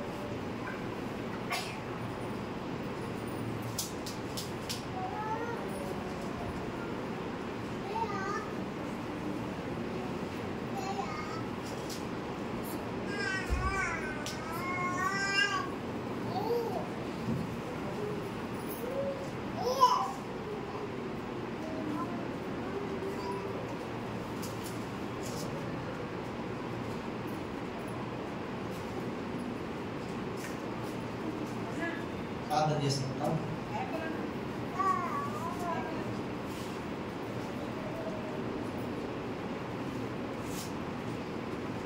దయచేసి ఎక్కడ విడిచిపెట్టబడి ఉంటే మీ కుడి హస్తాన్ని చూపించిన తలపైగా పాత్ర మీద తీసుకొని రాబడుతుంది. రెండు అందరూ వర్తించండి. ఎక్కడ విడిచిపెట్టబడి పొరపాటున మీ తల కంటే పైగా మీ కుడి హస్తాన్ని చూపిస్తే పాత్ర మీదకు తీసుకొని రాబడుతుంది. ప్రార్థన.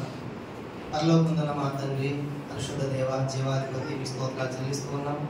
నీ ప్రియ కుమారుడు, మా ప్రభులు, మా రక్షకుడైన యేసు ప్రభు అని అత్యంతంగా హెచ్చించబడిన ఘనమైన శ్రేష్టమైన అక్కడ స్తోత్రాలు చెల్లించుకుంటున్నాం. నీ బలం ఇచ్చిన తన పాల్గొనబడే స్తోత్రాలు ఎవరికి పాల్గొన్నారు వారు మీరు దీవించని ఆస్వాదించండి. ఎవరైతే బయటకు పాల్గొన్నారు శిక్షణ గురి కాకుండా తప్పించమని ప్రార్థిస్తున్నారు. దాన్ని సహాయం చేయండి. మిగిల్చబడినటువంటి బల్ల అనేక మంది ఇంకా రక్షణ 600 మంది సంఘంలో చేర్చబడే గుర్తుకుంటుండగా అనేక దర్శించవలసిందిగా ప్రార్థిస్తున్నాం. మన చుట్టుపక్కల కూడా అనేక మంది నీ మాటలు నీ పాటలు వింటున్నారు ప్రభావ. ఎన్నో ఎంతో మందికి నీ వాక్యాన్ని ప్రకటించాం. ఎన్నో విషయాలు వాళ్ళకి తెలుసు. అక్కడ అయితే వాళ్ళు పూర్తిగా విశ్వాసం నుంచి మీ సంఘం చేర్చినట్లుగా మీరే గొప్ప దయచేస్తుందిగా ప్రార్థిస్తున్నాం. సహాయం చేయండి. వేదేళ్ళకి సరిహద్దులు విశాలపరచండి. వేదేళ్ళు మీరు చేసిన గొప్ప కార్యాన్ని బట్టి స్తోత్రాలు. ఆనాడు ఇశ్రాయేలు వారి యోధా వారి రీతిగా ఏకం చేయడానికి నివాసం తోడ్పడాలని మీరు చేసిన అద్భుతమైన కార్యాన్ని బట్టి కూడా మీ స్తోత్రాలు చెల్లించుకుంటున్నాం. నీ ప్రజలమైన మమ్మల్ని అందరూ క్షమించండి. మీ రక్తంతో కడగాన్ని శుద్ధి చేయండి. నూతనంగా ప్రతిష్ఠించండి. మా ప్రతి పొరపాట్లు బలహీనతలన్నీ కూడా మీరు క్షమించవలసిందిగా ప్రార్థిస్తున్నాం. దాన్ని సహాయం చేయండి. విశ్వాసంలో నిలిచిండే వారిగా మమ్మల్ని అందరూ సిద్ధపరచవలసింది వేడుకుంటున్నాం ప్రభా. మా ఆత్మీయ క్షేమాన్ని ఎరిగి మీరు మాతో మాట్లాడుతూ వచ్చారు ప్రభా. కానీ విశ్వాసంలో మీరు వచ్చే సమయం నిలిచి ఉండాలని ఎంతో స్పష్టమైనటువంటి లేఖనాలు మాకు చూపించినందుకే స్తోత్రాలు. అలా సిద్ధపరచవలసిందిగా ప్రార్థిస్తున్నాం. తండ్రి సహాయం చేయండి. మా ప్రియ ప్రభా మరి సోదరుడు సంధ్య మరి శ్రీకాంత్ వాళ్ళ చెల్లెలు తండ్రి జ్ఞాపకం చేసుకోండి. ఆరోగ్యంలో ప్రార్థన చేస్తున్నాం. మరి ఇంటి కోసం ప్రత్యేక ప్రార్థన చేస్తున్నాం తండ్రి. వాళ్ళకి మరి బ్యాంక్ వాళ్ళు తొందర పెట్టకుండా ప్రభా ఇల్లు వాళ్ళకి దొరికినట్లుగా దాని విషయంలో ఎలాగో మీ సహాయాన్ని పంపిస్తారో తండ్రి ఆకాశ వాహనుడిగా మీరు అద్భుతం చేయవలసిందిగా మీద ఆశ్రమ సంధ్యక తన సమస్యలు ప్రార్థన చేస్తున్నాం తండ్రి. మీరే సహాయం చేయండి. ఆ రీతిగా నా పేద యొక్క సరద్దులు విశాలపరచండి. భవిష్యత్ దినాలు పరిశీలిస్తాం చేయండి. అనేకులు నీటిలో నిండించవలసిందిగా ప్రార్థిస్తున్నాను. సహాయపడండి. నమ్మకైన మా తండ్రి ఏదైనా చేయబడి పంచబడి ముద్రించవలసిందిగా ప్రార్థిస్తున్నాం తండ్రి. సహాయం చేయండి. నమ్మకైన మా తండ్రి మీ స్తోత్రాలు చెల్లించుకుంటున్నామయ్యా. మరి దూర ప్రాంతం వస్తున్న అభివృద్ధి జ్ఞాపకం చేసుకుని మీ ఆశ్రమాలను దోషణ కుటుంబం కూడా మరి ఖచ్చితంగా దూర ప్రాంతం వస్తున్నారు. మీ విషయాలన్న వారి కూడా దూర ప్రాంతం వస్తున్నారు. తన విషయాన్ని అనుగ్రహించండి. ఇది మీ దాసు టైటస్ వారి కొట్టండి. అది దూర ప్రాంతం వస్తుంటే మీ జ్ఞాపకం చేసుకోవాల్సిన ప్రార్థన చేస్తున్నాం. తండ్రి మన చుట్టుపక్కల ఉన్న ప్రతి విశ్వాస కుటుంబాన్ని పేరు పేరు జ్ఞాపకం చేసుకోవాల్సిందిగా ప్రార్థన చేస్తున్నాం. సంఘ ప్రార్థన చేయండి. సమయం దీవెనకరంగా చేయండి. సహోదరి పరిచయం దీవెనకరంగా చేయండి. ఆధార పరిచయ సన్నసు పరిచయం దీవెనకరంగా చేయమని ప్రార్థిస్తున్నాము. సహాయం చేయండి ప్రభావ. మరి ఎంతో ఎవరైతే అనారోగ్య పరిస్థితుల్లో ఉన్నారో వృద్ధిరాలు తండ్రి మరి స్టాండ్ వచ్చింది ఒక తల్లిగా అందరూ ప్రార్థన చేస్తున్నాం. తన కూడా సంపూర్ణ ఆరోగ్యక్షేమాలు మీరు చేకూర్చవలసిందిగా ప్రార్థిస్తున్నాము. కనిపించండి. మీరు ఆసం వారి పేతులకు వాళ్ళ ఆత్మగా చనిపోయిన మహిళలకు చేర్చబడితే నా కుటుంబానికి కూడా మీకు ఆదరణ దయచేయండి. ఆహ్వానంలో నాన్నగారు తండ్రి ఆయన కూడా పడకున్నారు తండ్రి. ఆయన కూడా ప్రార్థన చేస్తున్నాం. మీ చిత్తం అయితే మీరు గొప్పదనకాన్ని జరిగించండి. వివాహం కోసం బిడ్డలు తండ్రి కుమారుడు కిరణ్ స్వామి ఆయన కిరణ్ కొరకు శ్రవణ కొరకు మోసోడు ప్రార్థన చేస్తున్న సహాయం చేయండి. బాప్తి కొరకు సిద్ధపరచండి. నమ్మకం మీద సదనంలో కూడా సంపూర్ణ ఆరోగ్యమాలు మీరు చేపట్టవలసిందిగా ఎంతో బాధ్యత అయిపోయింది తండ్రి. మీరు ముట్టి సంపూర్ణ ఆరోగ్యమాలు దాసం దయచేయమని ప్రార్థన చేసిన సహాయం చేయండి. స్కూల్ చోటు చేసే ప్రభావ వీళ్ళంతా నాశనకి వెళ్తున్నారు. వాళ్ళకి సందర్శించారు. రాక మొక్కలు డయాలిసిస్ బిడ్డలు జ్ఞాపకం చేసుకోవాల్సిందిగా ప్రార్థిస్తున్నారు. తల్లి సహాయం చేయండి. మాకు తెలియకుండా ఎవరు విశేషమైన అక్కర్లో మీద ఆసక్తి మొత్తంలో నాన్నగారు కూడా ఆపరేషన్ చేయాలి కూడా బాగోలేదు అని కూడా సంపూర్ణ ఆరోగ్యం చేకూర్చండి. వృద్ధాప్యులు పెద్ద సంఘాలు విలాసం జ్ఞాపకం చేసుకోండి. విలాసం శ్రీని గారిని జ్ఞాపకం చేసుకోండి. విలాస శాంతం గారిని జ్ఞాపకం చేసి వృద్ధులు కూడా కావాల్సిన నీ బలాన్ని నీ పొందాల్సి దయచేసి 92 కింద రాయబడిగా వారి ముసలితనం సారం కలిగి అదే పశ్చిమ సరస్సు వాగ్దానాలు వారి పక్షం నెరవేర్చవలసిందిగా ప్రార్థిస్తున్నారు. దాన్ని సహాయం చేయండి. అవసరం జ్ఞాపకం చేసుకుని వాయిద్యాలు వాయించేవారు, భవిష్యత్ దినాలు దీంట్లో పనిచేసేవారు, ప్రయాసపడేవారు, ప్రార్థించేవారు, నమ్మకం అనేకులు మీరు లేవవలసిందిగా ప్రార్థన చేస్తున్నారు. దాన్ని సహాయం చేయండి. దాన్ని మీ విలాస తండ్రి మరి విజయ సృష్టి జ్ఞాపకం చేసుకోండి. సుఖాన్ని పశ్చిమ కుమార్తె సిద్ధపరచండి. భవిష్యత్ దినాల్లో మా సేవ యొక్క పరిచయం కూడా ప్రార్థన చేస్తున్నారు. దాన్ని మీరే మాకు కూడా దారి చూపించవలసిందిగా ప్రార్థన చేస్తున్నాం. తీసుకుని కూడా సంపూర్ణ ఆరోగ్యమాలు చేయించి మీరే మనం పొందమని సహాయపడమని దాన్ని మాకు తెలియకుండా ప్రభా నూతన అనేక మంది వచ్చారు. వాళ్ళ పేరు మాకు తెలియదు. పేరు వస్తే జ్ఞాపకం చేసుకోమని సహాయపడమని వందనాలు చెల్లిస్తూ నీకు అప్పగించుకొని వేదసం దీవెనకరంగా చేయమని యేసుక్రీస్తు వారి పరిశుద్ధమైన నామమును ప్రార్థించి స్తుతించి ఈరోజు సాయంకాలం తండ్రి మా 4 గంటల నుంచి 6 గంటల వరకు మా చైతన్య గిరిగాల్లో కూడా కంబైన్డ్ మీటింగ్ తండ్రి ఈ షోను అది కూడా దీవెనకరంగా చేయమని ప్రార్థిస్తుంది. ప్రభావ మరి 25వ తారీఖున పడగల వివాహం కూడా చేయాలన్న విషయం మీరు సహాయం చేయండి. దాని నుంచి ఆదివారం తండ్రి ఒక్కరు బాప్తిసాలు ఇవ్వడానికి సిద్ధపరచమని సహాయపడమని మన పరిచయం దీవెనకరంగా చేయమని యేసుక్రీస్తు వారి పరిశుద్ధమైన నామమును ప్రార్థించి స్తుతించి అతి విధంగా వేడుకొనుచున్నాము తండ్రి. ఆమేన్.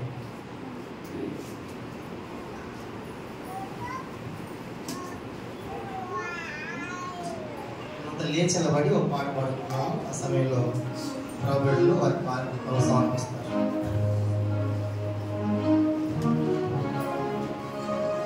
500 పాత వాటిలో 527, కొత్త పుస్తకాల్లో 533, పాత వాటిలో 527, ఇంకా పాతవైతే 455. వెళ్ళేదము కుడి వెళ్ళేదము, వెళ్ళేదము కుడి వెళ్ళేదము, శ్రేష్ఠ దేశమును చేరుటకు, శ్రేష్ఠ దేశమును చేరుటకు, నీతి నివసించును అందున, నీతి నివసించును అందున.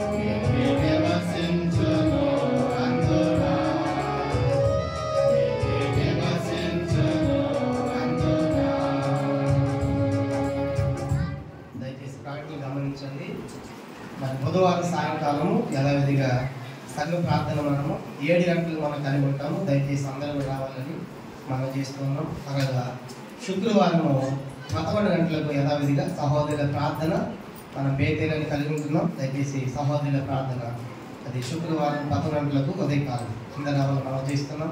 వచ్చి ఆదివారము మళ్ళీ తిరిగి 10 గంటలకే మనం ప్రారంభిస్తాం. ప్రభుత్వం అయితే కొంచెం త్వరగా ముగించాలి, ఎందుకంటే చాలా దూర ప్రాంతాలకు వస్తున్నారు కాబట్టి వచ్చి వారు 1 గంటలో ముగించడానికి ప్రయత్నం చేస్తాం. కనుక పావులకు 2 అవుతుంది, భోజనాలు కూడా లేవు కాబట్టి వచ్చే వారము అందరూ 10కే రండి, కనుక త్వరగా ముగించడానికి ప్రయత్నం చేద్దాం. అది ఈరోజు సాయంకాలం 4 గంటల నుంచి 6 గంటల వరకు మరి చైతన్యపురి గెల్గాల్లో కంబైన్డ్ మీటింగ్ ఉంది. ఈస్ట్ నంబర్ కూడా మరి ఎవరైనా రాగలిగిన వారందరూ రావాలని ప్రేమతో మనం చేస్తూ ఉన్నాం. కాబట్టి సంఘ ప్రార్థన యథావిధిగా ఉంటుంది, సహోదరుల ప్రార్థన యథావిధిగా ఉంటుంది. వచ్చే ఆదివారం యథావిధిగా ఆరాధనకి మనం చేరవస్తాం. మీకు ఏమైనా ప్రార్థన మనలో ఏమైనా ఉంటే కూడా దయచేసి స్లిప్పులో రాసి ఇచ్చినట్లయితే వాళ్ళ దగ్గర కానీ వ్యక్తిగతంగా కూడా మేము ప్రార్థన చేస్తాం, సిద్ధంగా ఉన్నాం. కొంతమంది కొత్తగా వచ్చారు, వాళ్ళ పేరు కూడా తెలియదు. దయచేసి స్లిప్పులో కూడా మీరు ఆశిస్తే మీ కొరకు కూడా మేము ప్రార్థన చేయడానికి అందుబాటులో ఉంటాం. చివరి ఆశీర్వాదంతో ప్రార్థనతో ముగించుకుంటాం. మోకరించండి. పరిశుద్ధుడా ప్రేమడు తండ్రి యేసుక్రీస్తు ప్రభు నామమున వందనాలు చెల్లిస్తూ ప్రార్థిస్తున్నాం. ఉన్నతమైన మీ కృపను మాకు అనుగ్రహించి సజీవంగా చేయడానికి నా తండ్రి పేదల ప్రార్థన మందిరంలో ప్రభువా ఈ యొక్క సరస్సు నుంచి సంపాదించిన శ్రమంగా సమకూర్చినందుకు అతని దినము వాడు ప్రార్థనతో ప్రారంభించుకొని పాటలతోనూ వాక్యంతోనూ వ్యక్తిగత ఆరాధనతోనూ అలాగే బలవంతవారంతో హెచ్చరికలతో అతన్ని సండే స్కూల్ పరిచయలతో ప్రభావ వారి యొక్క పరిచయలతో ప్రభావ నిన్న సేవించినారు చెప్తారు. అతన్ని ఉదయం ఇచ్చి ప్రభావ మీ సన్నిధిలో నిర్మాణం చేసుకున్న వారందరూ ఆచరిస్తున్నాం. ఆత్మతోనూ సత్యంతోనూ ఆరాధించిన వారిని బట్టి ఆచరిస్తున్నాం. అతన్ని పాటల ద్వారా సూచించిన వారిని బట్టి ఎవరు ఆచరిస్తున్నాం. అతన్ని దూర ప్రాంతాల నుంచి సమీపస్తులుగా ఉన్న వారిని బట్టి అతను వచ్చిన వారిని ఆచరిస్తున్నాం. వచ్చిన ప్రతి ఒక్కరిని అతని ప్రతి కుటుంబంలో పేరు పేరున దీవించి ఆశ్రయించి నడిపించు. మీరు మాకు నేర్చుకులలో అతన్ని ఆ విశ్వాసం కాపాడుకున్న వారుగా ఉండటకు అతన్ని నష్టంతో వెళ్ళకుండా అతన్ని అంతవరకు వెళ్ళినప్పుడు దాన్ని నిత్యమైన అతని కట్టడిగా దాన్ని చేసుకుని నడిచినట్టుగా నడిపించము. అలాగే మేము వాత్సల్యతలో తండ్రి మేము సమకూర్చబడుతున్నామని జ్ఞాపకం చేసుకోవచ్చు. నేను స్థితించటకు ఆరాధించటకు నిరంతరం మీరు స్వతరాలు కూడా ఉన్నారని జ్ఞాపకం చేసుకోవచ్చు. అప్పుడు వారిని కనబరుచుకుంటూ నడిపించుకుని ప్రార్థిస్తున్నాను. అతన్ని చిన్నలను పెద్దలను వృద్ధులను అతన్ని చుట్టుకులను ప్రతి ఒక్కరిని దీన్ని ఆశ్రయించండి. కుటుంబంలో కావాల్సిన తీర్చండి, శ్రమను నిర్వహించాల్సింది ప్రార్థిస్తున్నాను అతన్ని. అలాగే ప్రజలకు సమర్పించుకుని తెచ్చిన అతన్ని ఆత్మలు దీన్ని ఆశ్రయించండి. అతన్ని మీరు ఇచ్చేంత వరకే మీరు వాటిని ఆశ్రయించవలసింది ప్రార్థిస్తుంది. కృపను కోరుతూ అతన్ని మీ సన్నిధిని విడిచి అతను వెళుతుండగా మనం కలుస్తున్న వరకు అతను మీ సన్నిధిలో తోడు నడిపించడం ప్రార్థిస్తున్నాం. అలాగే వారి కుటుంబాలలో అతన్ని సంఘ ప్రార్థనలోను అతన్ని అలాగే అప్పుడు క్రిస్మస్ మీటింగ్లో అతని మీద సాక్షి నడిపించండి. కృపను కోరుతూ ప్రార్థిస్తుంది. సంఘం వరదలు తీసి నడిపించండి. సవాసంలో ఐక్యతలో ప్రేమలందరినీ మీరు వరదలు తీసి నడిపించమని కృపను కోరుతూ దాసుదాలు చెల్లిస్తూ అతన్ని అందుకని సమాధాన సాధారణ కారణం అన్నింటినీ లయపరచండి. కృపను కోరుతూ ఈ దినం ఎవరైతే రాలేకపోయినారో వారిని కూడా అతన్ని మరి ప్రణామలో మీరు ప్రేమ చేత నడిపించండి. కృపను కోరుతూ ఘనత మహిమా భావానికి చెల్లించు. యేసుక్రీస్తు వారి శ్రేష్టమైన అమృతమైన నామమున ప్రార్థిస్తాను తండ్రి, ఆమేన్. మన తండ్రి దేవుని ప్రేమ, ప్రవీణ క్రీస్తు వారి కృప, పరిశుద్ధాత్మ అనే సహవాసము ఇప్పుడు ఎల్లప్పుడూ సకల పరిశుద్ధులతో నిత్యం మనకందరికీ తోడేంటి నడిపించును గాక. ఆమేన్.